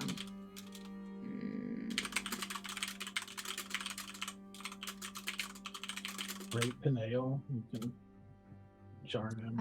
Oh, well. Tallulah's going to gently scratch at the moss and flowers on their head. Be like, well, they never made it this far, so they wouldn't have tried it. And I am not a nature expert. I can certainly tell you that those are mushrooms, but that is about as far as my nature knowledge goes. I'm a book person. All of my knowledge is highly theoretical. I figure I'll give it to 1,000, and then after I'm 1,000, I can spend the next 1,000 trying to gain some practical knowledge. Maybe. We'll see. I get nervous. But I don't know. I haven't eaten them. Glad you have plans for your future like that. Some folks don't care for longevity in life, but you seem well prepared for it. Well, I figure I'll just keep reading until I stop. Speaking of reading, we need to find those books. Yes, of course. So we're looking for a house that should look very similar to mine, not on the inside, but on the outside. They should look extremely similar. Well, that's handy because we'll see the outside first. Yes. Ideally, that's not always a given. One time I stepped on a sigil, and before I could even put the whole pad of my foot down, I was in a different country. That was a long walk back home. Oh my. Oh. The scenic route indeed. But it was very exciting. It was very... I mean, it was also a witch's house. So I've steered clear of them since then. They don't mark off their sigils with tape or fencing. They just leave them lying around willy-nilly. You step on one, and then boom, you're in a country that's name you can't even pronounce. It's very hard to find your way back home. Oh my. Take extra care here then. I'm starting looking for sigils. Like... Yeah, I was gonna say, Track's looking through the same thing, start immediately looking around for I think the last time we walked through the forest, Yavani led. So do you want Yavani to take the lead and try and scout out, trying to find this house? Yeah. Okay. I'm pocketing some mushrooms in my pack too. Okay. Yo will follow up close behind him too. Perfect. Tallulah's backstory brought to you by I have binge played Stardew Valley for the last 3 days when I can't sleep, and I didn't realize that if you step on the witch's sigil, it like boom, like zaps you straight across the map without warning. And I was like, I'm not even in this, and my stomach is turning. Yeah. Poor Tallulah. I will say that Dakos and I didn't set my music to repeat, so now it's playing something else entirely different that I don't want. I was totally picturing the All Hallows Eve Stardew event for the maze too. Like, that'd be nice. So fun. Yeah. So Dakos and Drexen, you do not see any sigils. I won't even make you roll for it. No sigils around. Dakos, if you could, if you're interested in like finding out what these mushrooms are, if you want to send pocketing them. Okay. All right. I mean like later. If you're just let me know how many mushrooms you took and I can let you know. Oh, okay. boy. Okay. So I will write that down. In fact, I'm gonna talk to Prudence and then just get upside saddle and stay off the ground while I'm looking for sigils just in case. Okay. Hate to see any of you leave, but I'll be here. Yeah. That's why Tallulah walks via shuffle. So there is no stepping down. Tallulah's feet do not leave the ground. There is like behind Tallulah, there's just this like crushed path of forest She's just kind of shoving it out of the way. Oh. It's not gonna happen to me again. Mm-mm-mm. Fool me twice. No, no. Not again. Yep. Yvonne, if you wouldn't mind making a survival check for me, please.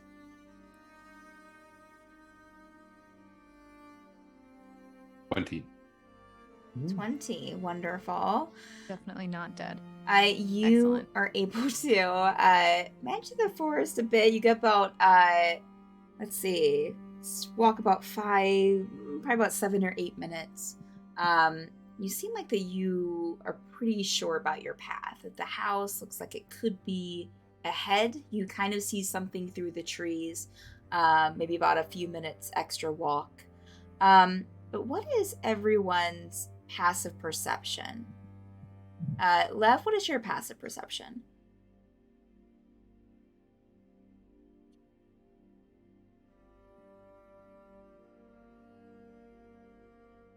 And it should be on your D&D Beyond sheet if you're unaware. It's 10 plus perception, right? 13. Mm-hmm. Okay. You start going the other way, so he's starting to load his stuff on the Wi-Fi before he gets to him. Yeah. Yvonne, what is your passive? 18. Okay. Yeah. Drexlin? 11. 11. Joe? 17. Okay, perfect. You can Joe so far. Dakos? 16. Okay. Do you know Tallulah's passive perception? Yes. 16 also. Wonderful. Wow. So I would say probably everyone except Lev and Drexlin. Drexlin, it's another week, right? Wasn't or Yeah. no, that was the Forsaken that you kept rolling low, right? On Monday? Yeah. Oh. But the rest Alright. of you would start to notice this kind of yellowish with a yellowish creature with a almost like a sky blue cerulean blue shell that starts to kind of like come out of a bush. Oh no. It's about, I think, probably about 7-8 feet tall, so close to your height, Tallulah, and Oh, no. Drexlin's. And it is a snail. Hmm. And you see that one. And then you see another one on the other side. And that's what we'll take our bio break. So for those watching, we take a 10-minute bio break. So stay tuned, and we will be back in 10 minutes. And we have a fun little movie to play during that break time. Here we go. Oh, yeah. All right. I'm going to turn off our mic.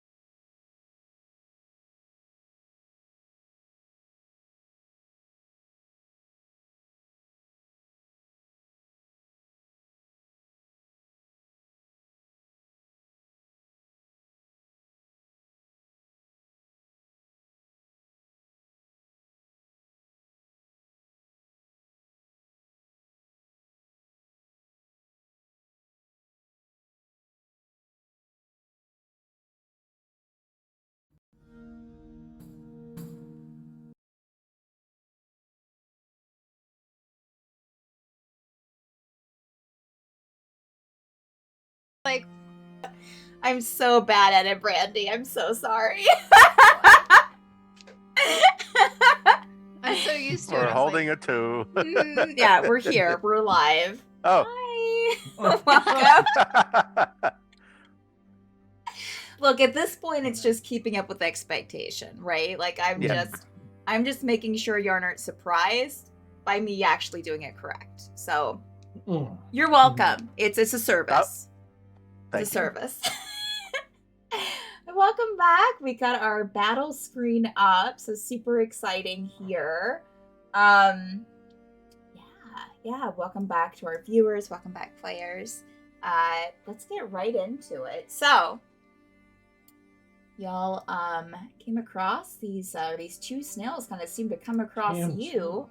Why don't we go ahead and have everyone roll initiative? Ed, Lev. What? Go ahead and let me know after you are able to roll. Oh, and Lev, just as a heads up, you'll cast Vigilant Blessing on you last, so you have advantage on initiative. Ooh. Back to blood first. I know. I should not do poor. That's 21. Okay. Initiative. Wow, that's really good. Thanks, Alec. Yvonne 15.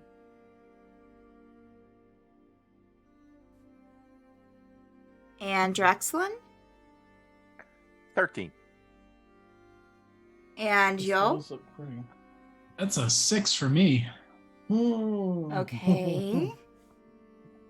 And Dakos. 23. Ooh, nice. And Tallulah. I'm still looking for it on my sheet. I haven't used Oh. D&D Beyond in a very long time, and let me I'm staring see. at it like, reveal yourself to me. I'm opening up your sheet right now. It's just to the left of you. your armor class.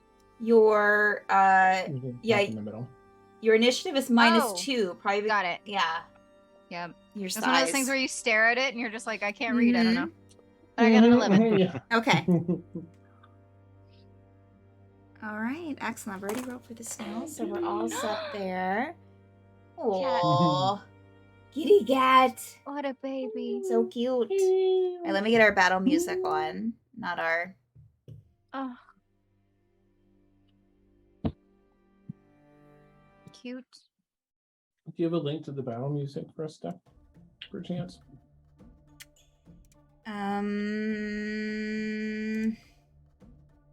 That's right.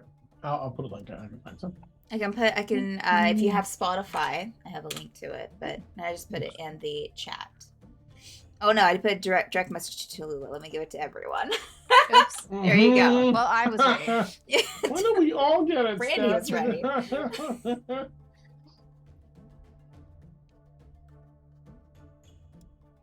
And close that down. Jeez, that really builds attention. Holy.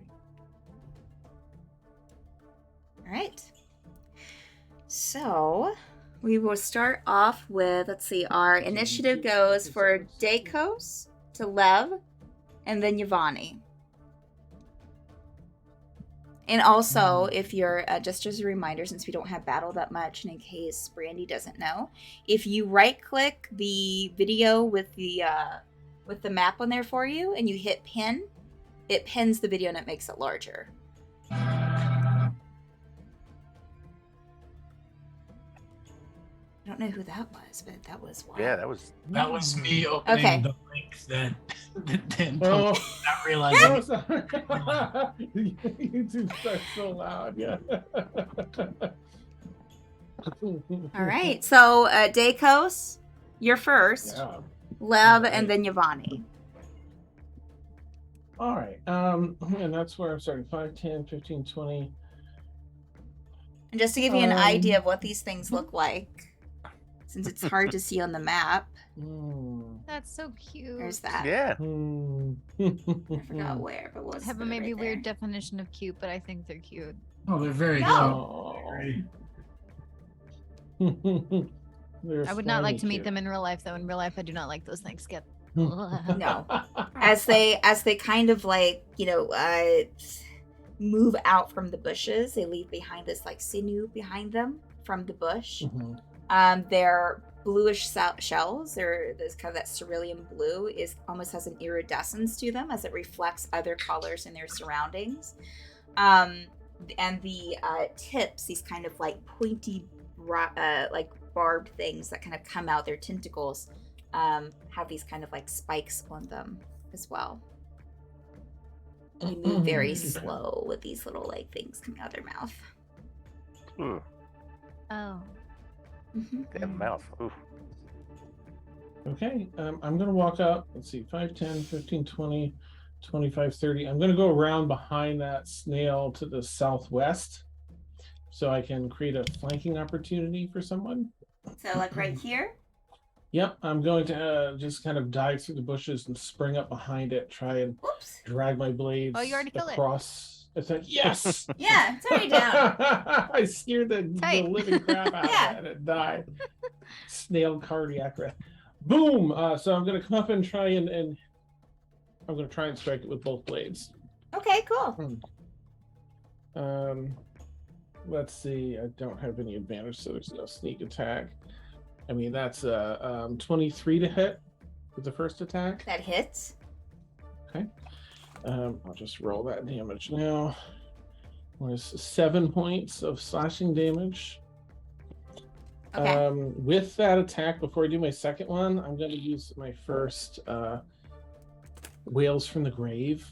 Okay. And as I slash across, the blade's memory sinks of other lives I've had to take with this. And some of Beautiful. those spirits raise from the ground, just in a sweeping motion off the blade up from the ground and do damage to the other snail.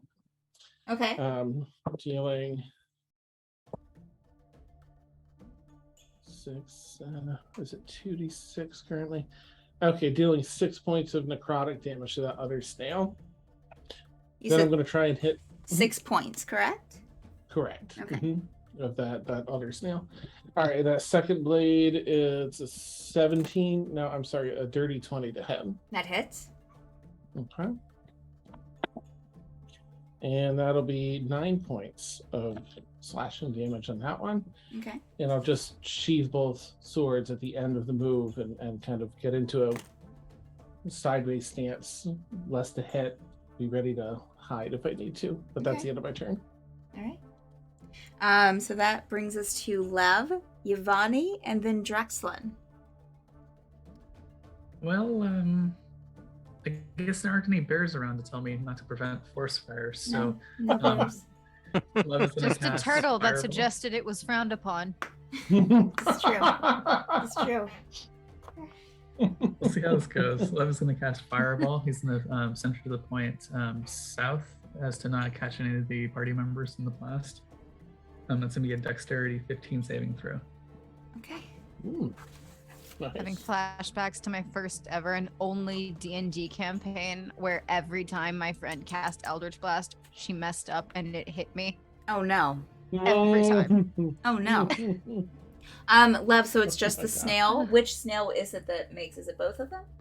Both of them. Okay. And no one else has to roll for this, right? Right. Okay. Just want to make I'm sure. doing the math correctly. Okay. Whoa. Well, really? Okay. All right. Oh God. They both fail. Okay, let's see. Oh. Why wouldn't it clear all? Cast. Full slot. Why? No, please don't make me roll this by hand.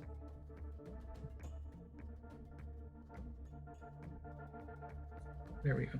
Suspense is killing me. That's a lot of ones. What? 18 points of damage. Okay. For both of them. Mhm. Okay.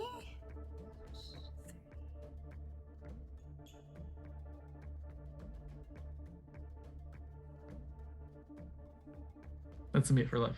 Okay. Excellent. All right. It's Yvonne's turn, Drexlin, and then Tallulah. So, am I correct in understanding that Yvonne is the furthest south, other than Drexlin, is kind of right, or other than Dakos is right in front of Drexlin? I'm sorry, could you repeat that? Just trying to figure out where Yvonne is. I think he's Yvonne up is front, right right? here since you were leading. Okay, so Yvonne is gonna duck behind. I think that's Drexlin. So just The drop one in off the to back? no, whoever's behind him. That's Lev. Okay, Yvonne. Oh, that's right, because Dove said okay. So yeah, right there. Yvonne will then kind of turn and look to the side of them, cast a spell, and a giant boar appears. Oh. Oh. I wish I had a boar now. Mhm. Alright, give me 1 second. Okay. And I have rolled initiative for the boar, and the initiative is 2.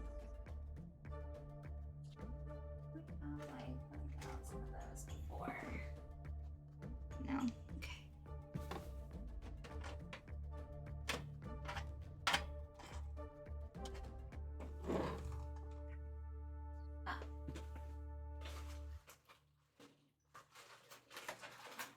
Oh no.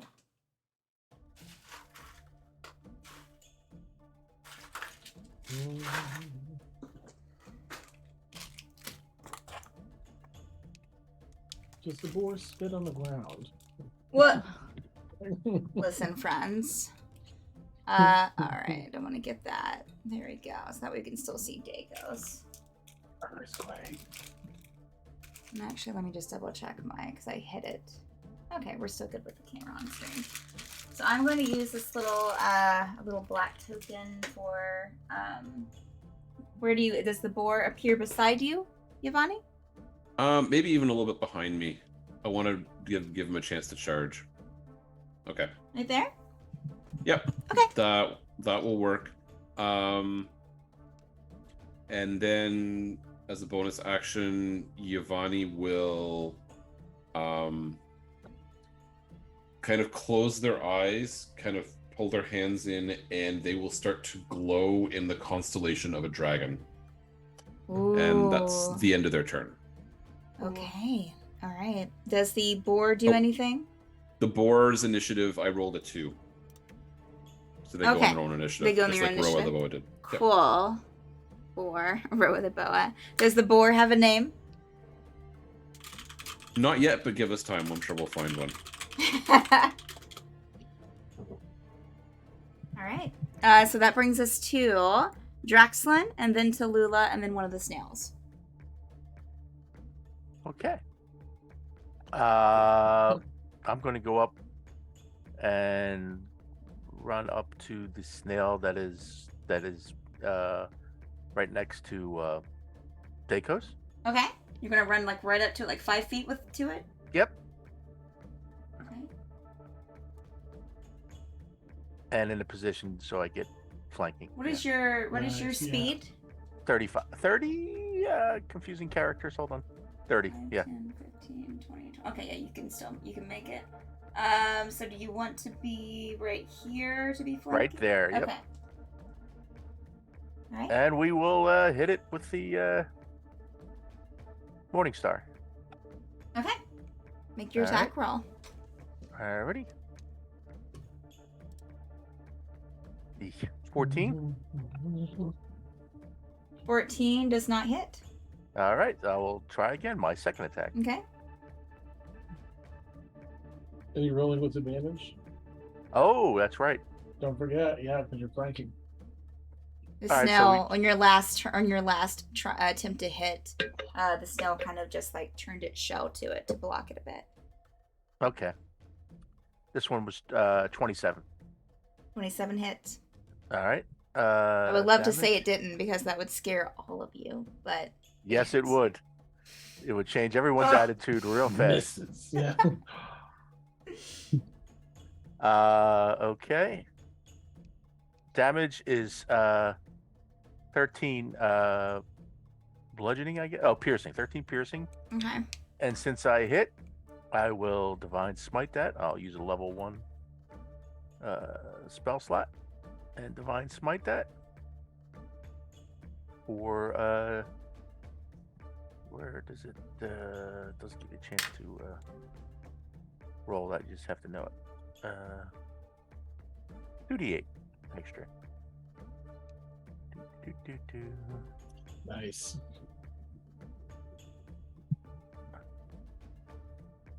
Another 9 radiant damage. Okay. All right. All right, I'll How stay put. how do you want to kill the snail? Oh, nice. Yeah, as I rush up, I Okay. sort of try to steady myself, but not too successful. So that's why I missed on the first one. But then lean back and with some more effort and concentration with the flail, hit the blow with the morning star, and as I with my and concentrate for the divine smite, looking into the snails if it has eyes. Not necessarily. I mean, it has those kind of like tentacles kind of popping up, but there's really no eyes on it. All right, so I'll look into whatever I can. Okay. can look into. The 2 little nose holes. Yeah. Yeah, there you go. Amazing. It's okay. All right. All right, so snail 1 take is. care of that snail. Anything else for your turn, Drexlan? Nope. I'm out of movement. I'm out of attacks. Bonus. Do I have any bonus actions? You know what? Who's Tallulah next? Let me see something. Oh no, that's a spell. So, oh no, that's a bonus action. Hold on. This might We're work. holding on to our butt. Oh no, it's on self. All right, never mind. I'm done. Okay. All right. It is Tallulah's turn. Then one of the snails. Then Joe. Oh, I don't usually do combat. Oh no. Tallulah's like the nails are like clapping together. I'm like, okay, well, Just so you're aware, you're this little. I didn't have a turtle, a turtle mini. So you're this but green I'm the thing right little here. green thing. Yeah. Nice. Well, I am definitely 1, 2, 3, 4, 6. Yeah, I'm within 60 feet. So the only thing Tallulah can really do here is a little. Don't think about it too much. Don't think about it, because the classification is don't think about it.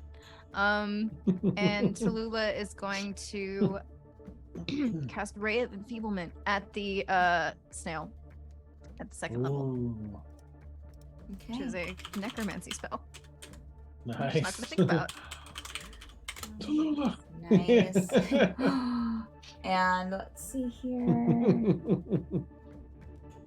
Okay, yeah, so make your attack roll. The Cosmic Omen of Wheel will give a plus D6 to the spell attack, Nice. Oh. Nice. which is a 5. Roll. So that is a 14 total. Okay. Mm. 14 does not hit. Well, it hit something. The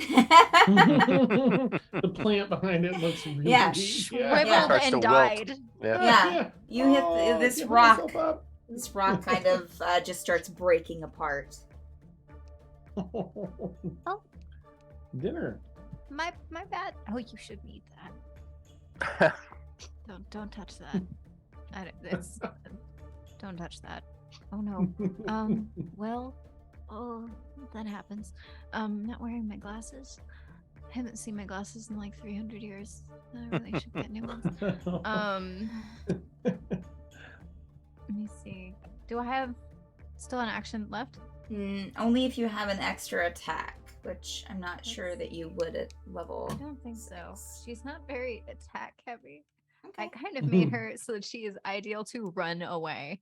Nice. Yeah, you So just that's have what one that's attack. what she can do. Okay. Yeah. And I guess. So yeah, she's done. She's just tapping the Okay. claws together, and that little black ray of energy off of her hands, and it's just like, we'll try again next time. Nice. Do it. Falling slightly into the shell. Oh. A little bit. All right. Well, this snail that is left is going to. Let's see here. Whoa. What? Okay.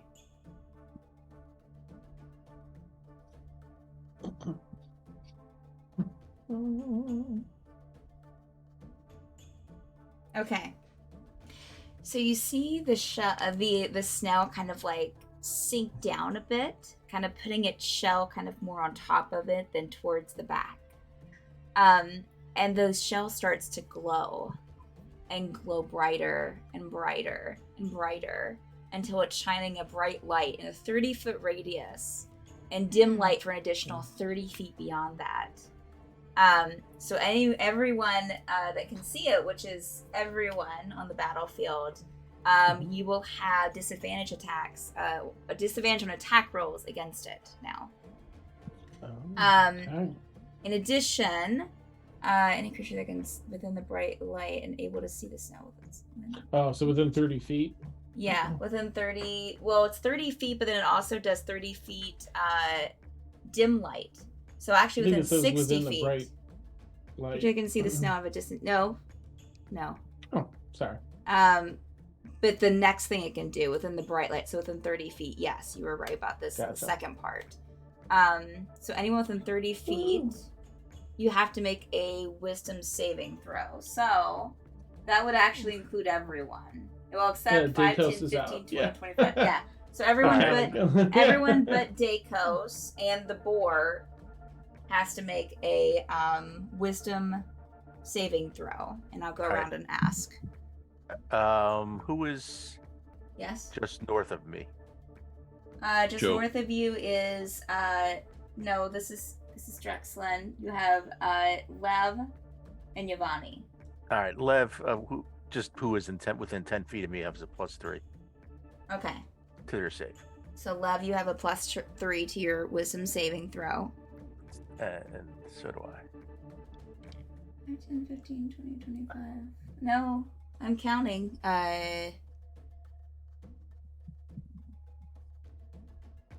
No. 5, 10, 15, 20. Oh, I guess if you do diagonally, I was going sideways. So the boar has to do it as well. Thank you, Dan. Sorry. No, you're fine. I was just counting Mhm. over and I wasn't doing it directly. I didn't want to point out that I'm not, and then not point out that Oh, sure. someone else is, so. Okay, so I'm sorry. Lev, what did you roll with your +3? Yeah, I'm gonna use lucky. Okay. Oh no. Oh! So the better of the two rolls is 10. Okay. All right. Oh. So, all right, marked that down. Yavani, what did you roll for your wisdom saving throw? Yavani also invoked Lucky and rolled a 25. Okay. Whew. Draxlin, what did you roll for your wisdom saving throw? 28. Wow. Joe. I thought I did pretty well. I got an 18. Okay. Dacos. Nice. Oh no, that's right. You were I'm out. outside. Exactly. The boar. What did the boar roll? I'm so impressed. 14. Okay. All right. Mm. And Tallulah. I rolled a 25. Woo! Nice. Tallulah Y'all is killing wise. Okay. It's on the So books. I know that Lev got below a 15 or below. Did anyone else? The boar. The boar, right. So, okay, just the boar and Obvious. Lev. So Lev and the boar are stunned until the light ends. So you're stunned until the light ends, which there's no time limit on this. So I guess until the snail dies. Yeah. Wow. So Lev, you are stunned, and the boar is stunned. It's the bedroom door all over again. Oh no! Oh no! So if you're unaware, a stunned creature is incapacitated, can't move, and can speak only falteringly. The creature automatically fails strength and dexterity saving throws. Attack rolls against the creature have advantage. So you can still attack and stuff, just there's a couple of extra things. Apparently the bedroom door isn't what it sounds like. All right, so Very zero contact. Sorry. it did that. And I'm going to say, I think that's pretty much its only turn. It's the only thing it can do. So that light stays lit, on its shell. It stays in its position. And so, I'm sorry, yes? I just wanted to add that stun only lasts as long as the light lasts, and that light lasts until the end of the snail's next turn. So it's 1 turn. It doesn't say that. Snails emit. Oh, okay, I see that now. Thank you. No problem. Okay. Yeah, I don't know why I'm missing things this evening. No worries. Joe, it is your turn, and then the boar. Yeah, you'll just kind of heft his axe and shield his eyes against the bright light, and kind of stepping forward, he'll just put one hand, the hand that's not holding the axe, on his medallion, and mutter something under his breath and cast Bless on the rest of the group.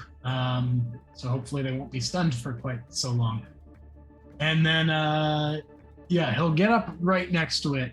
Bless is his action, so he's not going to be able to do anything else, but he's just kind of ready to take whatever it sends at him, which hopefully is not slimy and disgusting. Okay. All right, so that's it for Joe's turn? Yep. All right. So just before the boar's turn, you hear a rustling in the bushes behind you. The entire group. Oh no. And another snail kind of comes up behind the boar. Now does it have to... Yeah, okay. So this snail is going to attack the boar. We need a name before it dies. Does a 25 hit?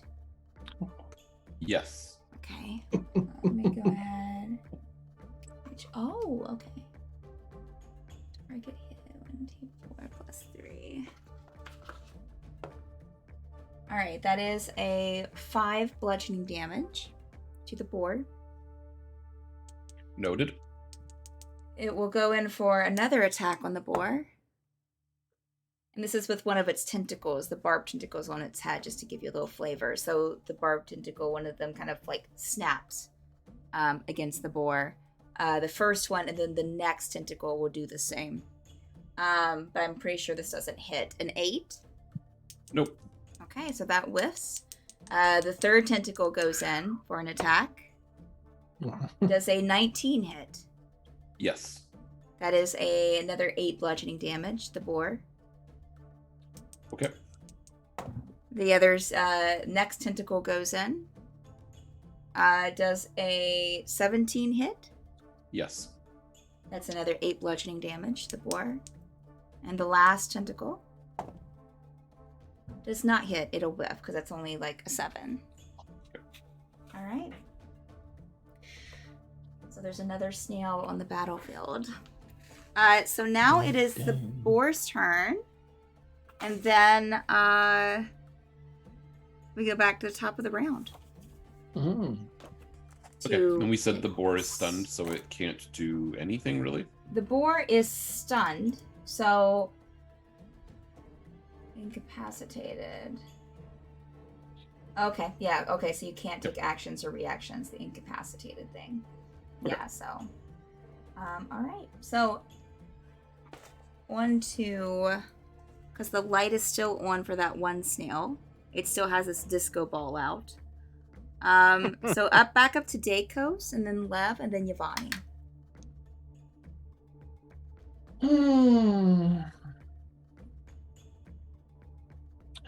I'm going to...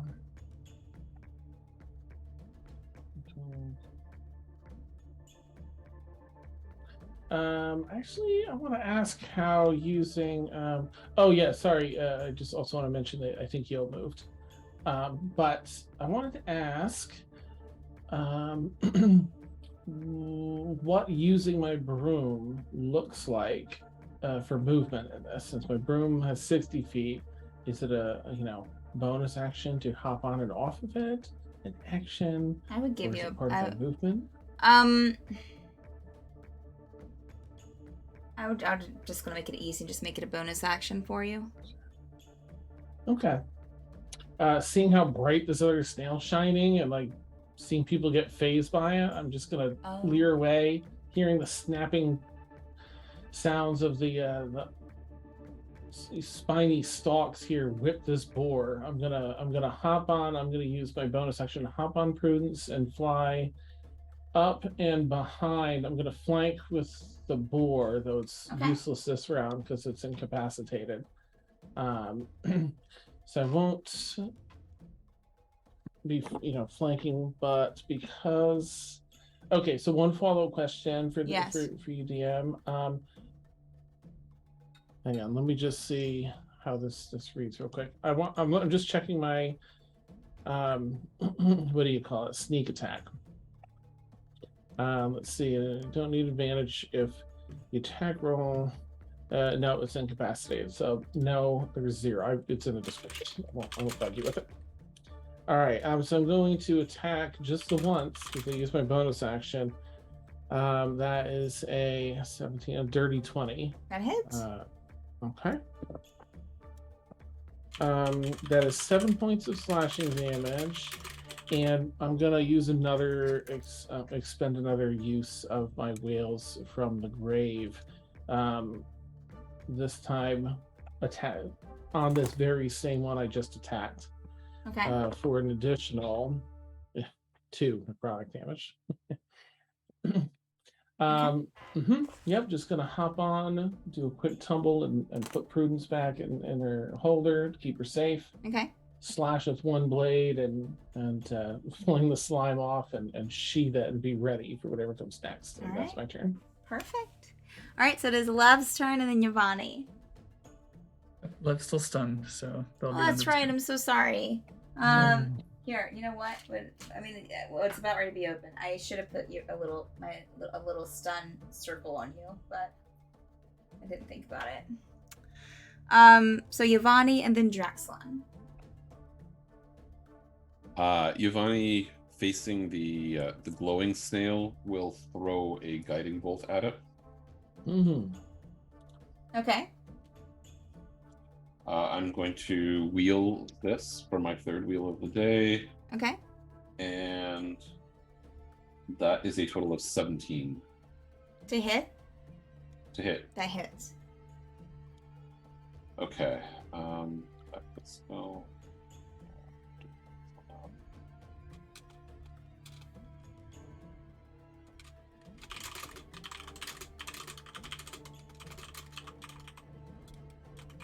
That is 11 damage.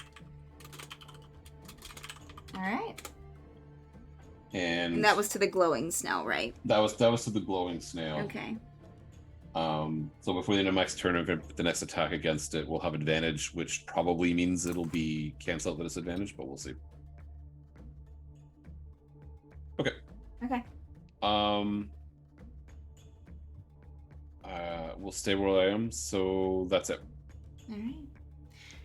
That brings us to Draxlin and then to Lula. Okay.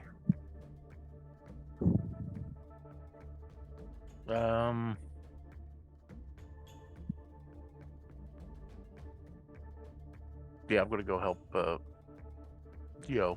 So I'm gonna move to the snail that's on Yo. Okay. Okay. There you go. All right. Morning star time. So is this with advantage because of the guiding bolt, or is this okay. Neutral because Drexlin doesn't have disadvantage? It would be neutral because there's a disadvantage on attack rolls against the glowing snail. Okay. And you also have bless on you, so you get a D4 on top of your attack. Yes. Ooh, Okay. nice. All right, let me roll the D4. I don't think it's going to make a difference, but because I rolled a 1 for a total of 10, but 13. That was an attack roll. Yeah. Does not hit, unfortunately. Okay. Okay. Slimy snails. All right, I'm going to use my other attack. Use my breath on the snail. Okay. 15-foot cone. I'll try to Oh. use the cone so it's So it's not affecting hitting Yo. Joe? Okay. Yeah. So that is DC deck save for the snail for the snail. Deck save DC 14. Okay. It does fail. Is this fire damage? This will be psychic damage. Okay. It failed.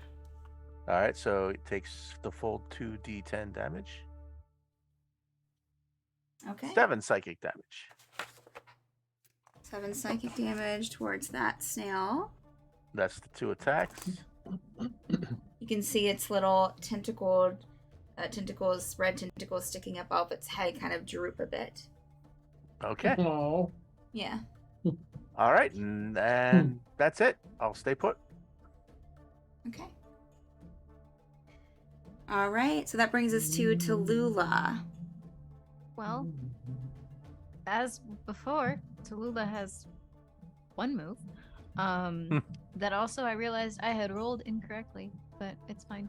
I think because I just but I looked it up. So we're gonna try again. Okay. She's rubbing little fingies together, little nails are clip clapping. She's just like, okay. Well, the one that's closest is now the one that's behind me. So I'm going to just turn around. Okay. We're still 5, 10, 15. Yeah, I'm easily within range of both of them. So I'm going to cast a ray of enfeeblement. Okay. On that snail. All right. And that is a 15.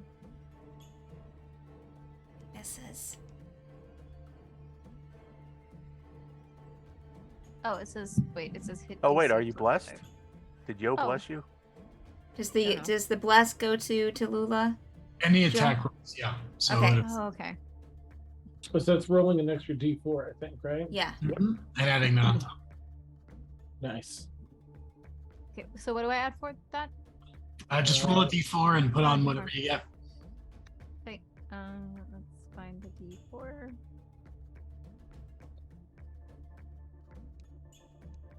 +1, 16. That hits. Yes. Okay, Makes let all me the grab difference. It does. Woo! So yeah, black beam of energy springs forward. Mm. On hit, the target deals only half damage. With weapon attacks that use strength until the spell ends. Okay. Nice. Trying to drain the snail's life force.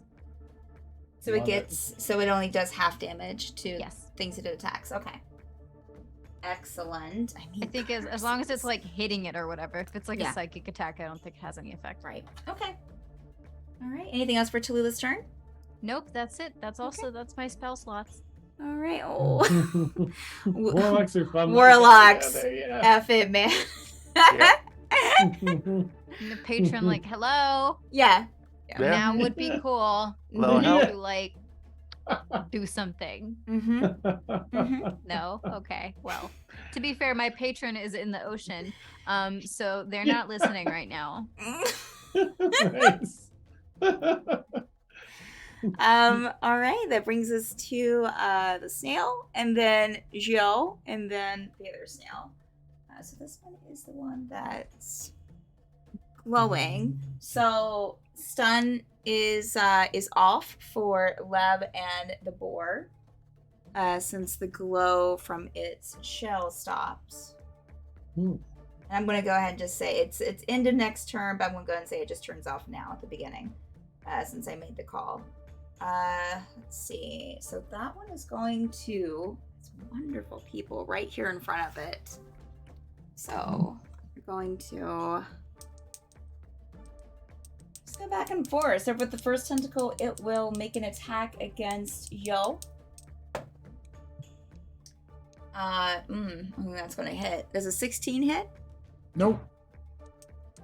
It will try with the second tentacle on Draxlun. Oof. Does a 16 hit? Nope. Nice. Yeah, it just keeps Fox just- whiffing. It's just doing, it's kind of almost like wilting a bit. Like it's kind of like hunched over a bit more than it was before. Definitely hurt from the damage that's already taken. Third will go to Joe, which I know will miss because it's a 14. That one whiffs. It will try again with Drexlin. My rolls are just getting increasingly worse. Going in the wrong direction. That was a 1 for a total of 6 for Drexlin, so that one whiffs. Let's try the last tentacle. Baby Snell, this is your last chance. A 19 to hit for Yo? 19? Yes. Unfortunately, no. Oh, man. Wow, nice. This snail is just going to, like, after such a great round last time, it's just going to just, like, almost, like, hang its head. In shame. All right, that's it for the snail. I think it's going to probably just stay there, since it would invoke opportunity attacks if not. So that brings us to Joe and then the other snail. Yo is feeling a little bad for this poor pathetic snail. He's like kind of brokenhearted about it, but he is gonna smack it with his battle axe several times. Sure. Actually, just the one time because he's a low-level cleric, I suppose. So yeah, he's gonna go ahead and take an attack roll. Yeah. Well, that's probably not gonna hit. 15. No, it does not hit. Sorry. Yeah, the downside of blessing everyone but yourself. So yeah, that's his turn. I mean, I could use a bonus action, but I feel like the snails are pretty well in hand here, and we have a witch to face. So I'm gonna save my limited spell slots. Maybe. Jesus. We don't know. We don't know. That's true. And I hadn't thought about that. Thanks for the dark cloud on the horizon. There's maybe a witch to face. You know what? No spell slots. This snail is so sad. I'm gonna use my bonus action for you to just be like, it is okay. It happens. Just kind of sways its head back and forth, like, all right, we're gonna go to this other snail over here, and yeah, I think it feels pretty much in a corner, so I think it's just gonna try to attack, not realizing that it's only gonna get half damage on things. So it's going to attack the boar. So that is a 19 to hit. That's a hit. So that's 4 bludgeoning damage. I think it was bludgeoning, right? Yeah. So it just whips one of its tentacles forward. It's going to try another hit on the boar, and that's a natural 20. So a 25 to hit. Oh wow. So that will be the 8 bludgeoning damage since it got the natural 20. Okay. I think it's just going to keep wailing. That's a 21 to hit. That hits. So 4 bludgeoning damage. Okay. And that's a 15 to hit. That hits. That's another 4 bludgeoning damage. Okay. And that one I think is not going to hit. That's a 10. That's a miss. Okay, so the last tentacle whiffs, and I just noticed these these minis only have 4 tentacles when they're supposed to have 5. What? Jeez. And all right. So that is all for the snail's turn. So it is the boar, and then we're back at the top of the round with Dacos. The boar lets out a very mournful sound Oh. and then turns around and thrashes out with its tusk. Get it. Actually, you know what? How intelligent is it? It's not. Okay. It could back off 5 and still attack, but I think it's going to attack from right where it is. Okay. And that's a natural 1. Oh, and that misses. Advantage because you got Dacos on the other side. Yep, Oh, that's right. that's right. So you get to roll Okay. again. I'm flanking with the board. Good catch. Get it, board, get it. That is a 19 to hit. Woo, that Wow. hits. Yeah. You got it. That's right. All right, so the giant boar manages to get a tusk into the snail Okay. for 9 slashing damage, Okay. and it lets out like this trumpeting roar of just feeling really good about itself. Yeah. You got this. Yeah. All right. Anything else for the boar? Nope, the boar stays where it is. Okay. All right. So back up to Dacos and then Love. All right. Well, while distracted by being run through with the boar's tusk, I'm going to try and just take advantage of said distraction and hit its vital points here. Okay. So I'm going to make my first attack. Fingers crossed. Pretty good so far. That is a natural 1, so that one misses. And another natural 1. So I do nothing. Oh, Are you not flanking as well? you're you right. are I'm flanking. flanking as well. And that is a 22 to hit the first attack. Hits. And it's only a 10 to hit for the second. Does not hit. So The just one hit? first one hits. Okay, so I'm going to do my regular damage, which is 9 points of slashing damage. I have sneak attack this time for 5, 7, 12 points of additional damage. Is it still standing? How much Sure. damage was that again? It was 12 on top of... I don't remember what the first one was. I think was it 4 or no more? you- Maybe 7. I think I rolled a 4. Oh, okay. I think 7 sounds familiar. It's still Yep. Okay, so it's still 7 standing. 19 points. Okay, then I am going to use my last Whales from the Grave to put 2 more die worth of necrotic damage. It's 7 more points of necrotic damage as the ghosts of the previously slain reach up and try and slash at. It's looking really rough, but it's still standing. It's just kind of wilting Okay. over. Its shell's all cracked.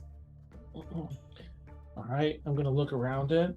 Just give a nod, like good work to the boar. Okay. You did that. This is possible because of you. Mm-hmm. All That's the right. end of my turn. All right. So that brings us to Love, and then we'll go ahead. I'm not sure if Love's there, so we'll go ahead and bring it to Yvonne, and then we'll come back to Love once it gets back. Okay, sure. And you're welcome, Dacos. Yeah, not wanting to go up on concentration. No, actually, let's do this. That's a bonus action. As a bonus action, Yvonne will pull out their club and hold it up, and it will start to grow with a green glow. Oh. And then Yvonne will step towards the snail and make a melee attack. Okay. I believe that's that. And I will invoke Lucky. So many people have Lucky. And that is a 15. That does not hit. Okay. You are blessed. Oh, right. D4. I blessed everybody except for me. So you're all Okay. Well, that's a 16 then. That hits. Excellent. Yes. That is 13 points of damage. How do you want to kill the snail, Ivani? I think this one just goes, kind of crunches through the iridescent shell. Ooh, just shatters to pieces. And the snail is gone.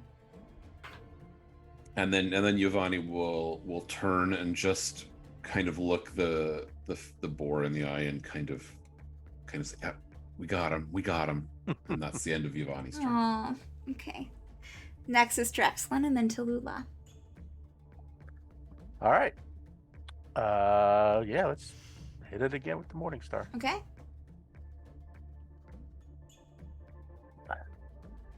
$15, I'm still blessed. So D4. A 1 for a 16. Just, All right, you hit. Oh, how many 15s can we roll? That's all you need. All right, damage. 10 damage. That's piercing damage. It's looking rough, but it's still standing. All right, we'll swing again with the Morning Star. Okay. 22, don't need the bless. Hits. Woo! And damage. 12 damage. How do you want to kill the snail? All right. Gathering his footing and seeing Mm-hmm. what Yo did. Mm-hmm. He's just gonna raise up, hit the first time with the Morning Star, and then on the return, on the backhand, just come crushing down and finishing the snail. You hear this crunch of the shell, and the snail just dies down. And y'all are out of combat. Let me switch the music over really quick. There we go. All right. All right, so y'all are surrounded by these three. Oh, let me switch over our layout here. Back to what it was. Y'all are surrounded by these three snail corpses with these beautiful blue iridescent shells kind of shattered around them. And just as you finish battle, you hear a very loud shriek kind of echo throughout the forest. It doesn't sound human, it sounds more almost like a bird cry. Very large bird. Tallulah, you haven't heard this before. Oh boy. That doesn't sound good. Doesn't sound like it's close. It sounds like it's just kind of echoing through the forest. Is anyone injured? Is everyone okay? Are you injured? It seems like you were the one who got hit by the snail flails. George the boar here is a little unwell, but as long as the rest of us are okay, maybe we can continue. I have good berries if anyone needs. I'm all right. I am fine, thank you. perfectly fine. Yes. I think the one that got Thank the you. most damage was the boar. Yeah. Poor George. Yes. George got a Oh, beating. George. Yes. Flanking. My. Oh, that was. Well, we'll keep an eye out for those and sigils. Yes. Hmm. So, Yvonne, if you're still leading, if you want to make another survival check, please. Okay. 14. All right. Yeah, I would say since you kind of saw peaks of the house through the forest earlier, you're able to lead them right to it. It's this beautiful, again, it's very similar in style, extremely similar to what you could see of Tallulah's house on the outside. But where Tallulah's house was covered in kind of like moss and greenery and flowers, this one is covered more in vines and bramble that seem to kind of cover the outside. You even have some kind of moss with mushrooms growing out of it that kind of almost drapes one wall. You can make out a door and a couple like windows, but you can't really see through them.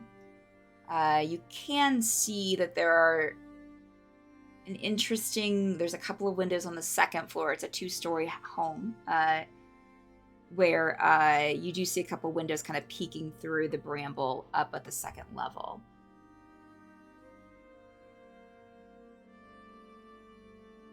Tallulah, should we knock, or is there danger?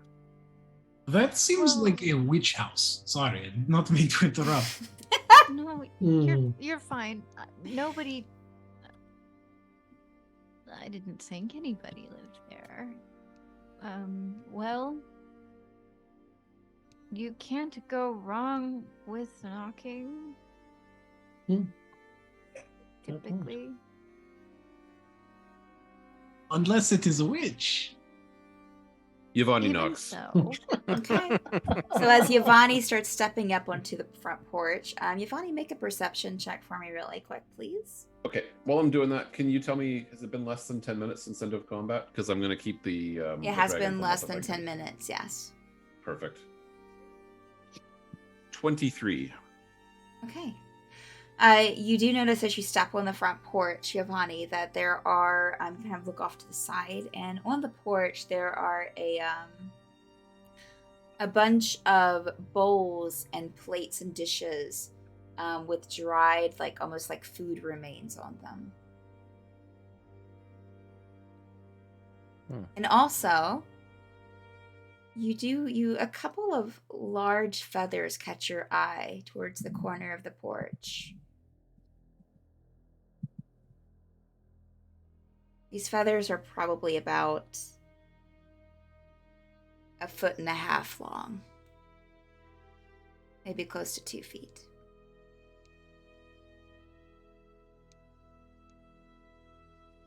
I wonder who the food is for. Tallulah, do you know if any of the animals get here? None of them have ever made it past that bramble.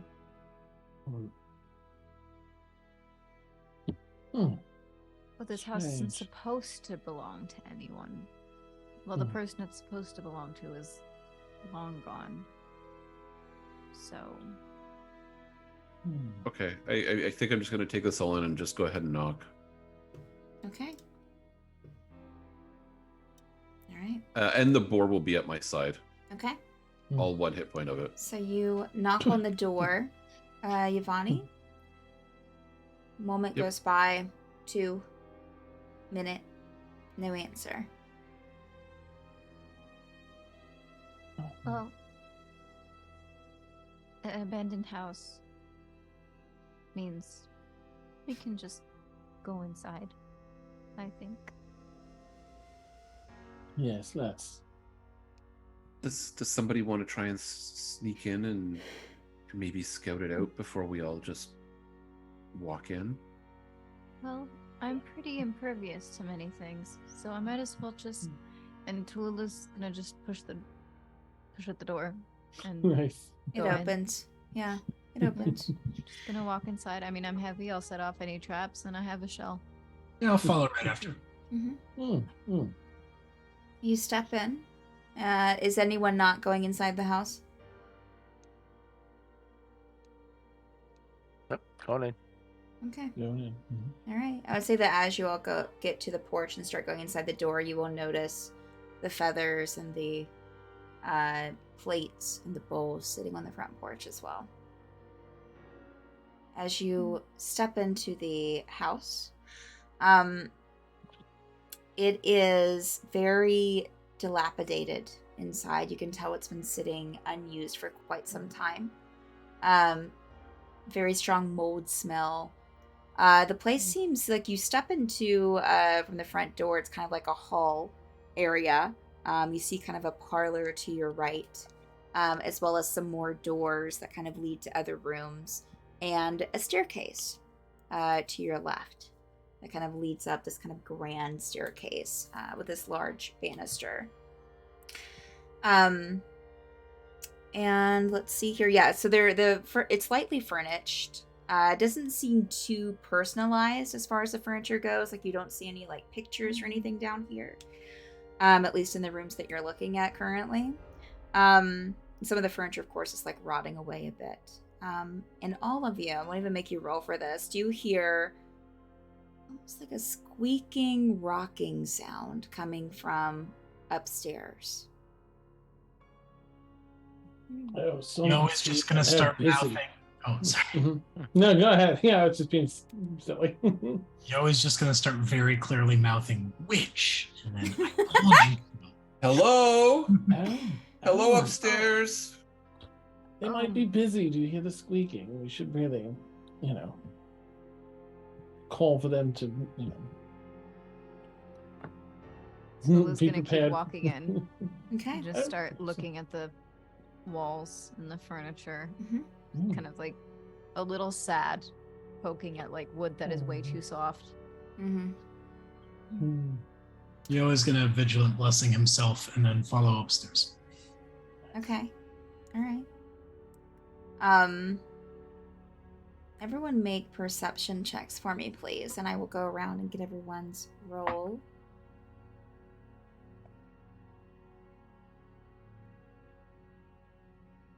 Lev, what did you roll? Perception Yes. is going to be 22. 22. Nice. All right.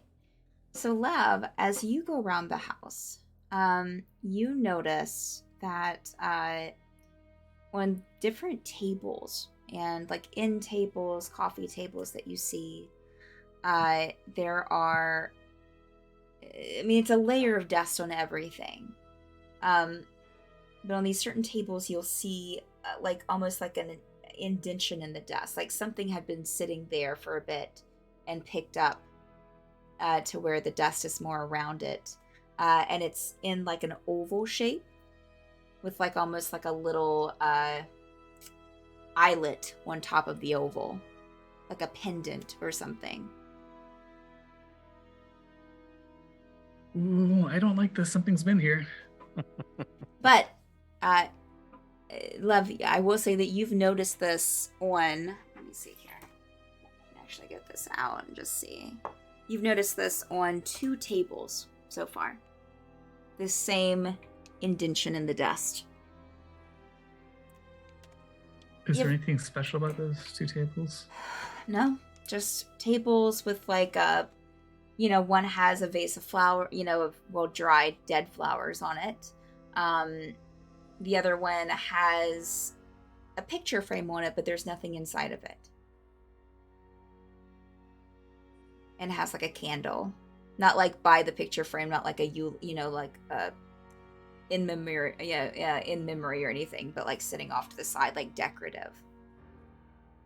Nope. And then Lev kind of ducks up next to Yo up on the stairs. Okay.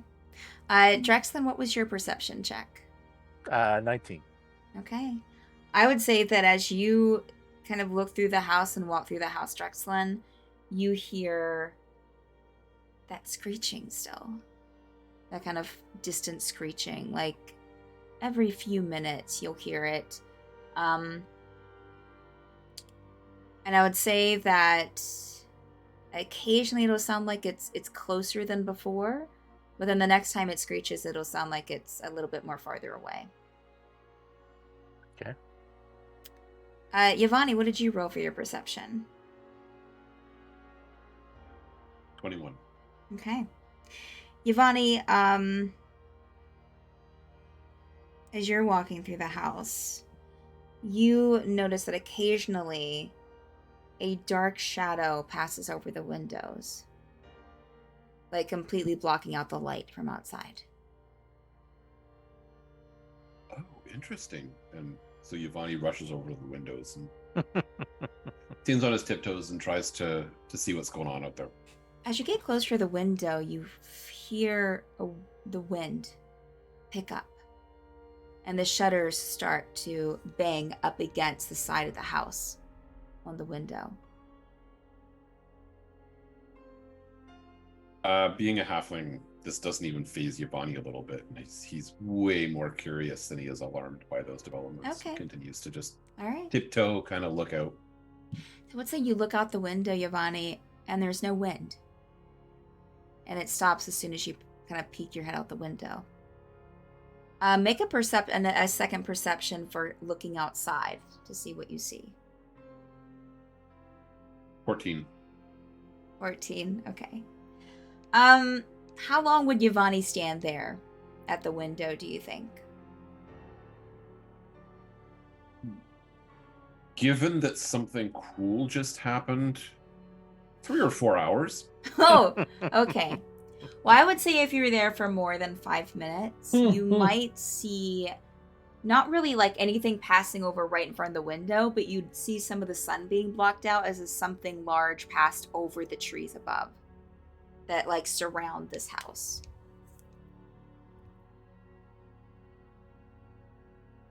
Oh, this is so cool, guys. There's something really big flying out there. That's amazing. Oh. Hmm. As well. Joe, what did you roll for your perception check? No. No. Okay. He rolled a no. Joe is just too busy trying to walk up the stairs and listening for the witch. He's really excited about it. Dakos, what did you roll for your perception check? 22. All right. I would say that you would notice something similar, Dakos, about the wind and hearing the shuttles rattle. You would also, let's see here. I would say that you would also find a dining room if you're looking on the first floor at all, with a dinner set for 2. But the bowls and things that are out for where like food would be sat in the middle of the table are kind of crust, kind of like dried up food, some crusty remains of dilapidated food, and wine glasses that you can see kind of the remnants of dried up wine within them. Okay.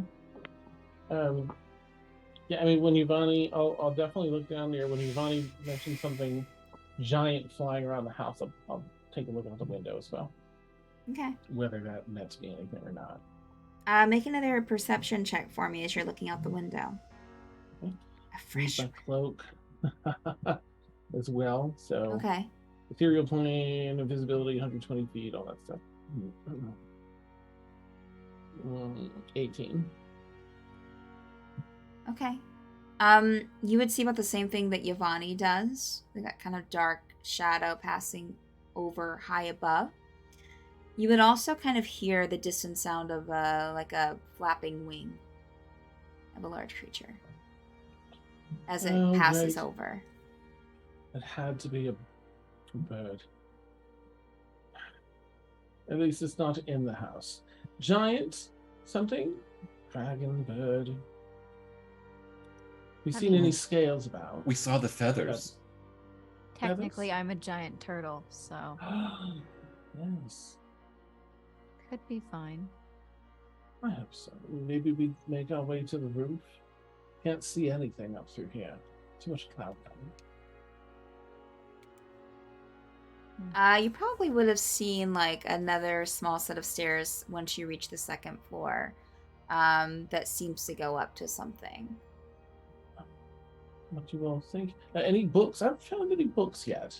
So, that information was more general house. I'm going to ask everyone to make just a second perception check for me, and I'll go around and ask, so that way you can see things on the second floor. So far, the house has been mostly laid out like a house. Like on the first floor, you would see like a parlor, sitting room, a dining room, a kitchen. And then you head up to the second floor, and that's where Yvonne would have, and you, Dakos, would have been able to see the shadow from. Yvonne, what did you roll for your second perception check? 12. 12? All right, excellent. Yvonne, you would find, along with already with the window and everything, you would find a dressing room that's filled with beautiful dresses in it, and some remnants of dry dead flowers in vases. There's like 3 of them in the room, 3 vases with those kind of dried flowers around.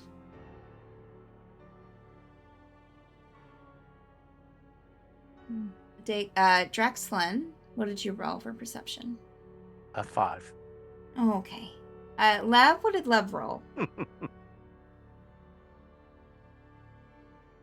Oops, sorry, I was muted. I rolled an 8. Okay. Dacos? With the advantage my cloak gives me, I rolled 2 natural ones for 7. Oh, okay. Tallulah, what did you roll for perception? 18. Okay, beautiful. Yay. So Tallulah, as the rest of the group kind of look around on the second floor, you do find a library. Has all kinds of books in it. Just filled, shelf after shelf after shelf, shelves covering the entire wall. You also find in that room a torn painting on an easel. That seems to kind of like, there's a torn piece kind of hanging off of it that you could kind of put up if you wanted to. I would like to gently put it up because Tallulah has been getting like slightly sadder the more you've gone through the house. And it's just like looking at like the state of it and how like there are no or very little like personal effects in it. So it was just mumbling like under her breath, like this house was supposed to be a gift. It's just so sad. I'm just gonna push the painting up to like be back where it was supposed to be. And you see on it, painted on kind of like a plain background, for Aerith. Erith. In like the scriptural lettering. It must have been the friend. The person who made my house had a friend who also very much loved books. And they were a traveler. So as a surprise, they were the person who made my house, they wanted to make this house, but then their friend disappeared. I never saw their name. I guess it was Aerith. And y'all hear the creaking starting up again in the next room that's connected to the library here.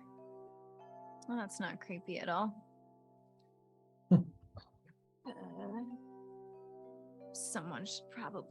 We should probably look at that also, yeah.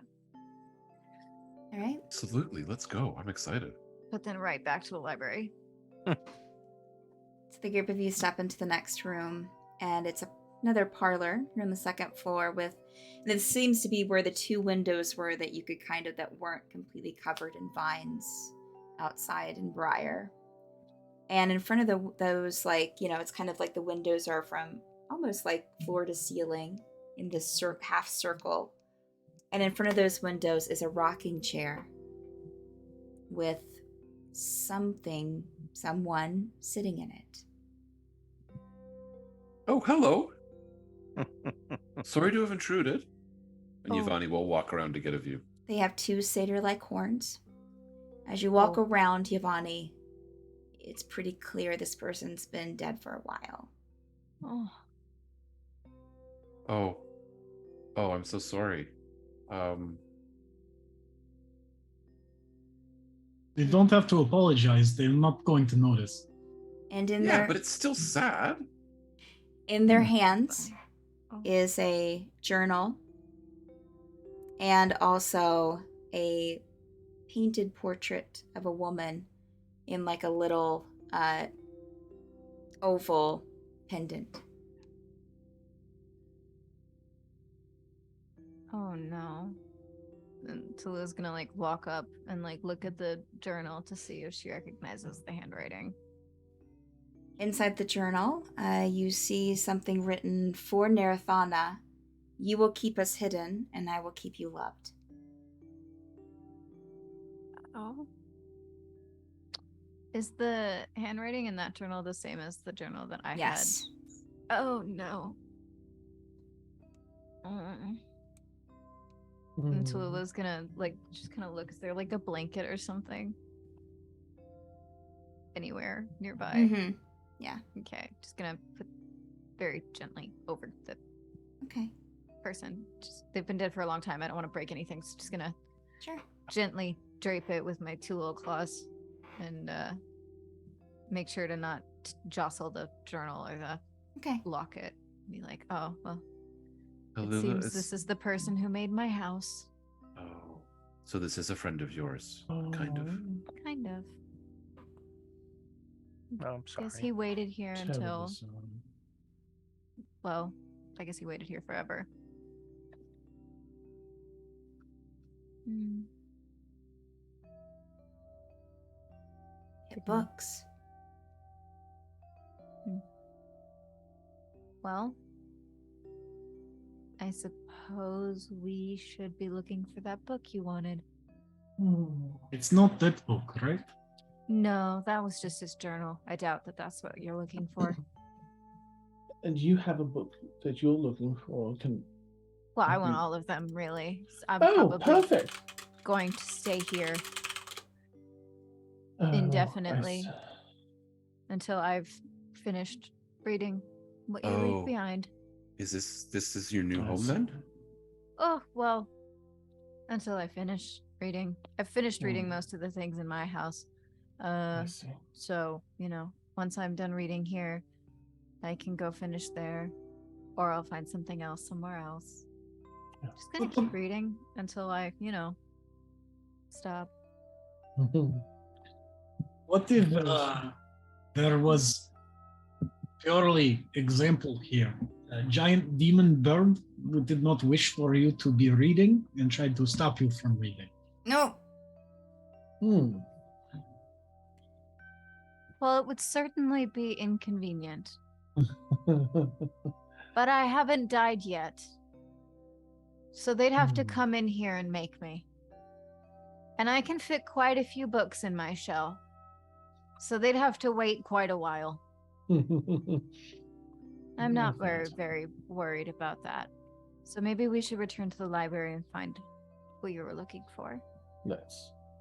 Yeah, I think that is a good idea because I have no shell to hide from giant demon bird in. I do recommend it. We are born with what we are born with, and sometimes we can find other things, but shells, that is hard for me to come by. There's a witch nearby, so I suppose in future, if you needed to, you could loudly remark how much you would really hate to have a shell, and then piss her off. Mm-hmm. Very good idea. Very simple creature sometimes. you did But there. anyway, let's look. Yes, yes. All So right. yeah, Offer guess my we're all gonna go back to the condolences on the library. way down. Yep. Mhm. Start rifling through books. Mhm. Okay. Yvonne actually will not search and will just sit in the corner and let you guys do your stuff. Okay. Anyone Tallulah who grabbed a book and then was supposed to keep helping you, but started reading. Nice. Sorry. Oh, sorry. so anyone that wants to roll to try and find to look through the books, roll perception or an investigation check for me, please.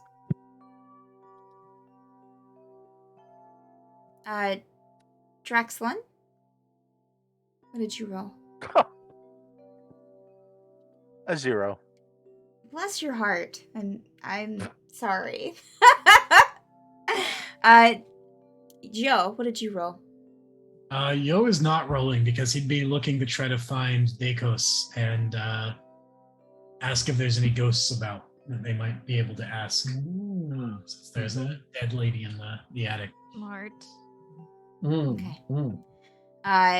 Dakos, what did you roll?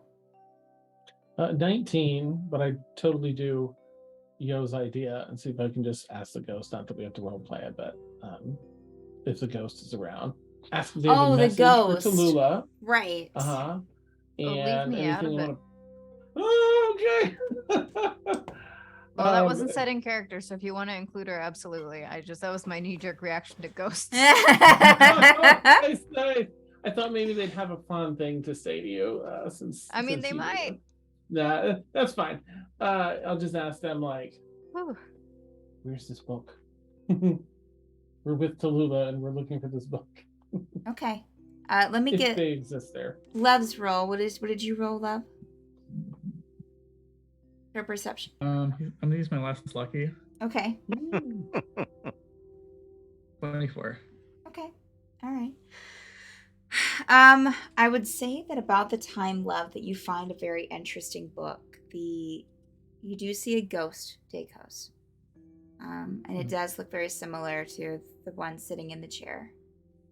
Has the two satyr-like horns, very like tall stature, very built stature. Will speak to you.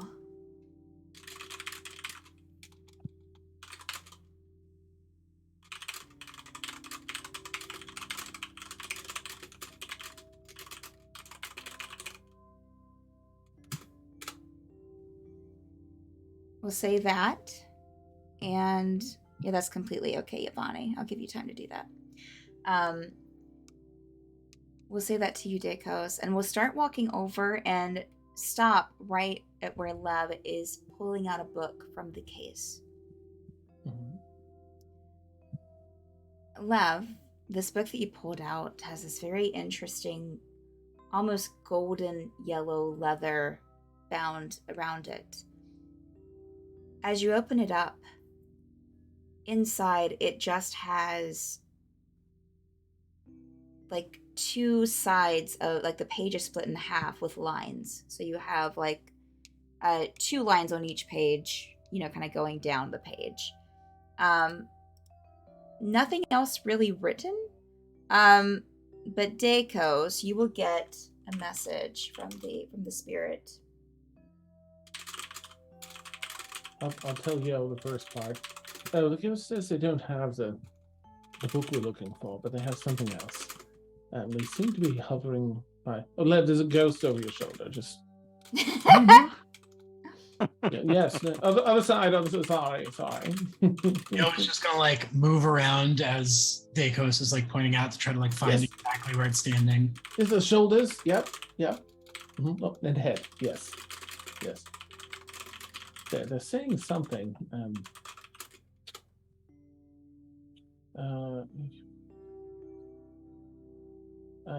All right. This is a book of sort of that finds things. If you write down the book that we're looking for on the left-hand page, it will tell us rather where to find it.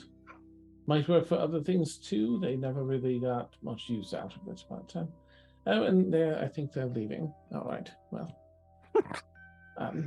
but we can take this book with us, and it will help. We'll write it in, see if it's anywhere here. Oh, wait, they're coming back down the hallway now. Just a moment. I'm terribly, terribly sorry. Does it come one more thing? Oh, yes. Oh, how sweet. I want Tallulah to... Tallulah, the friend that passed away says to please take care of her. Oh, of course. And they say thank you. Thank you very much.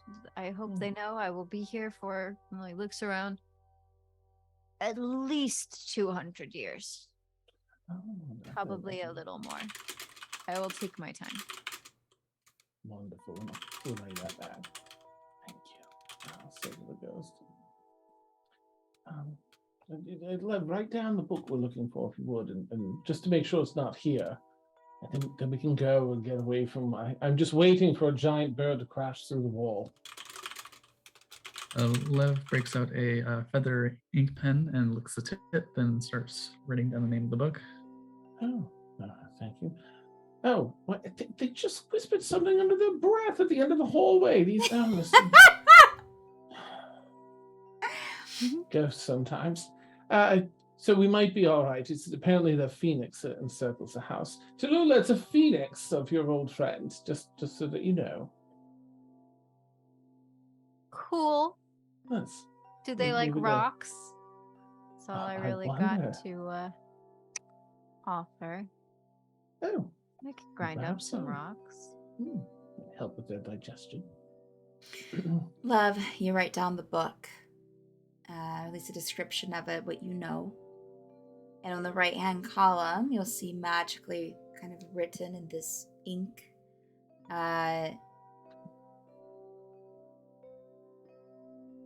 It says estate, comma, Amicure demiplane. There was the last part. I'll say library, comma, estate, comma, Amicure demiplane.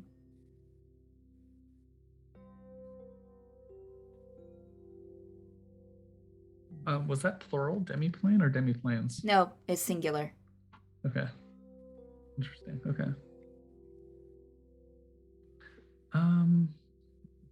This book says the other book is back at the library, not this library, at the Amicure estate, but we've been there. Did we make it to the one on the actual estate, like the ritzy estate? No, I don't think we were in the estate's library. It might be in there with the second little, yes, with the animals and such. You have been told that Lyra has a private library. Well, let's get out of here. I'm sorry you couldn't find what you were looking for here. It's quite all right. We met you, a phoenix. Did you know they try and serve phoenixes in the local town? Anyway, it's been a delight. Thank you so much, Tallulah, for all your help and the pleasure of your company. Thank you for clearing your way to this house. And I will be here if you need anything for at least the next 200 years. If you see the bear, tell him I have moved. And he should come back for that salve. Because it's a hazard, really. It really is. I shall. Yes. It was lovely to meet you all. I might at some point trek back to my house for all those jars. I'm sorry you opened all of them. But it's fine. I'll have some, maybe I'll have some of the animals now that it's been cleared a little and you got rid of those snails. Maybe the animals will come and get me my jars. Well, I have a lot of reading to do, but it was lovely to meet you. And if you need me, I'll be here. Might have to knock quite a bit louder, or you can just come in, really. I know you. And I'll be up here. I might not hear it, so. Lovely. Do take care. And you, Prudence, thank you. Also for meeting. Very nice to meet you as well. And I am also sorry we did not find any witches who I hope would never turn me into anything with wings. That would be horrible. Excellent. You get like a wink from Tallulah. That's it. Well, I hope that we meet again someday. We'll know where to find you. Yep. Good luck. I'll look for Yvonne. Yvonne has been sitting in the corner quietly. He's got his sleeve pulled back and he's been looking at. He has a tattoo of a feather quill and a pin, and a needle that are crossed. And as you're talking, it disappears. He turns his hand over, and there's a needle in his hand. Oh, are we going? Oh, just a moment, please. He walks over to Tallulah and says, Tallulah, I know you have trouble writing. This will be more important to you than it is to me. And he hands you a magical needle that is an illuminator's tattoo. So you can now, when you attune to it, you can write with your finger and you don't need a pen anymore. Oh, wow. Thank you. Oh, this is perfect. And like the cantrip of hand will probably pop up and just like collapse in like relief. Thank God. Yvonne will take a step back and give like a performance bow, only it's like somebody who's maybe seen a performance bow once and never tried one before, but nonetheless tries to do a gracious bow and then kind of scuttles out the door. This is great. I'm just gonna start attuning to it and start scribbling just notes and annotations in the book. Just absolute joy. And you never run out of ink. Oh my God. Yes, that's awesome. Right. So the group of you will head out of Tallulah's new home for a while, knowing that Tallulah has a lot to do and has a new way of writing and learning. As you step out and you start to feel good and you take some, walk a few feet away from the home, you look back and you start to see some of the vines, some of the briars on the home start to kind of die away and start to die off as you can start seeing more and more of the house. And as you take some more steps away from the home, you hear that screech again. And you see the phoenix fly above you. Stop. It's huge phoenix. Several feet, wide with its wingspan, and will just kind of stop and flap its wings and look at you and screech another time, and will turn and fly deeper into the forest. And that's what went into tonight's session. Nice. All right. Well, thank you so much. It was such a good session. Thank you, Yeah. players. Thank you, Brandy, for being Thank you, here. everyone. And just Thank you for having me. Absolutely. And just in case we have any new people here that weren't here at the beginning, where can people find you and your stuff? Great. So hi again for anybody that might have tuned in later. I'm Brandy Rose at the Brandy Rose on Twitter, at cutestpatoot /cutestpatoot on TikTok and Twitch, or I frequently stream showing people how to produce, which is my main job, how to design streaming kits, how to design games, from the aesthetics to the actual mechanics, how to run charity functions. Basically, on my Twitch is where you'll find everything that I do, but as how to. And then if you like pretty things, you should check out my Instagram, which is at Brandy Rose Official. Mostly I'm active on my Twitter. Usually you can see me in some shows here throughout the Twitch verse. I do a lot of small things and appearances and miniseries, so best is just keep an eye on my Twitter at the Brandy Rose, where I live. There you go. All right, thank you so much. It was Thank a you wonderful. for having me. That was so much fun. I love being Tallulah. Absolutely. Yeah, Yeah. we love Oh, yeah. Tallulah. All right. Well, that's where we'll call it for tonight. We do have. Let me play our little outro video that Dan put together. We have our schedule here. We have D&D throughout the week, as well as gaming throughout the week with Mad Game with Dano. I've been seeing the Penumbra Assembly, which is every Wednesday at 10 p.m. Eastern Time. Next one is Saturday in Extremis. We also have a Patreon, so please, if you feel up to supporting us and what we do here, that helps out a lot with our setups, with our minis, all sorts of things. So hop on over to our Patreon to do that. And we also have a merch store. Recently dropped stickers today, right, Dan? You just did that this morning. Chibi stickers. Yeah, we have chibi stickers in the store. So thank you so much. I'll turn that loop off. All right, well, thank y'all. Dan, do you have someone to read over to, or do I need to? Wonderful. Friends at Fabled 42. Great. We'll give a caw in the chat. Thank you so much. And we'll see you next time on the Penumbra Assembly. All right. Bye.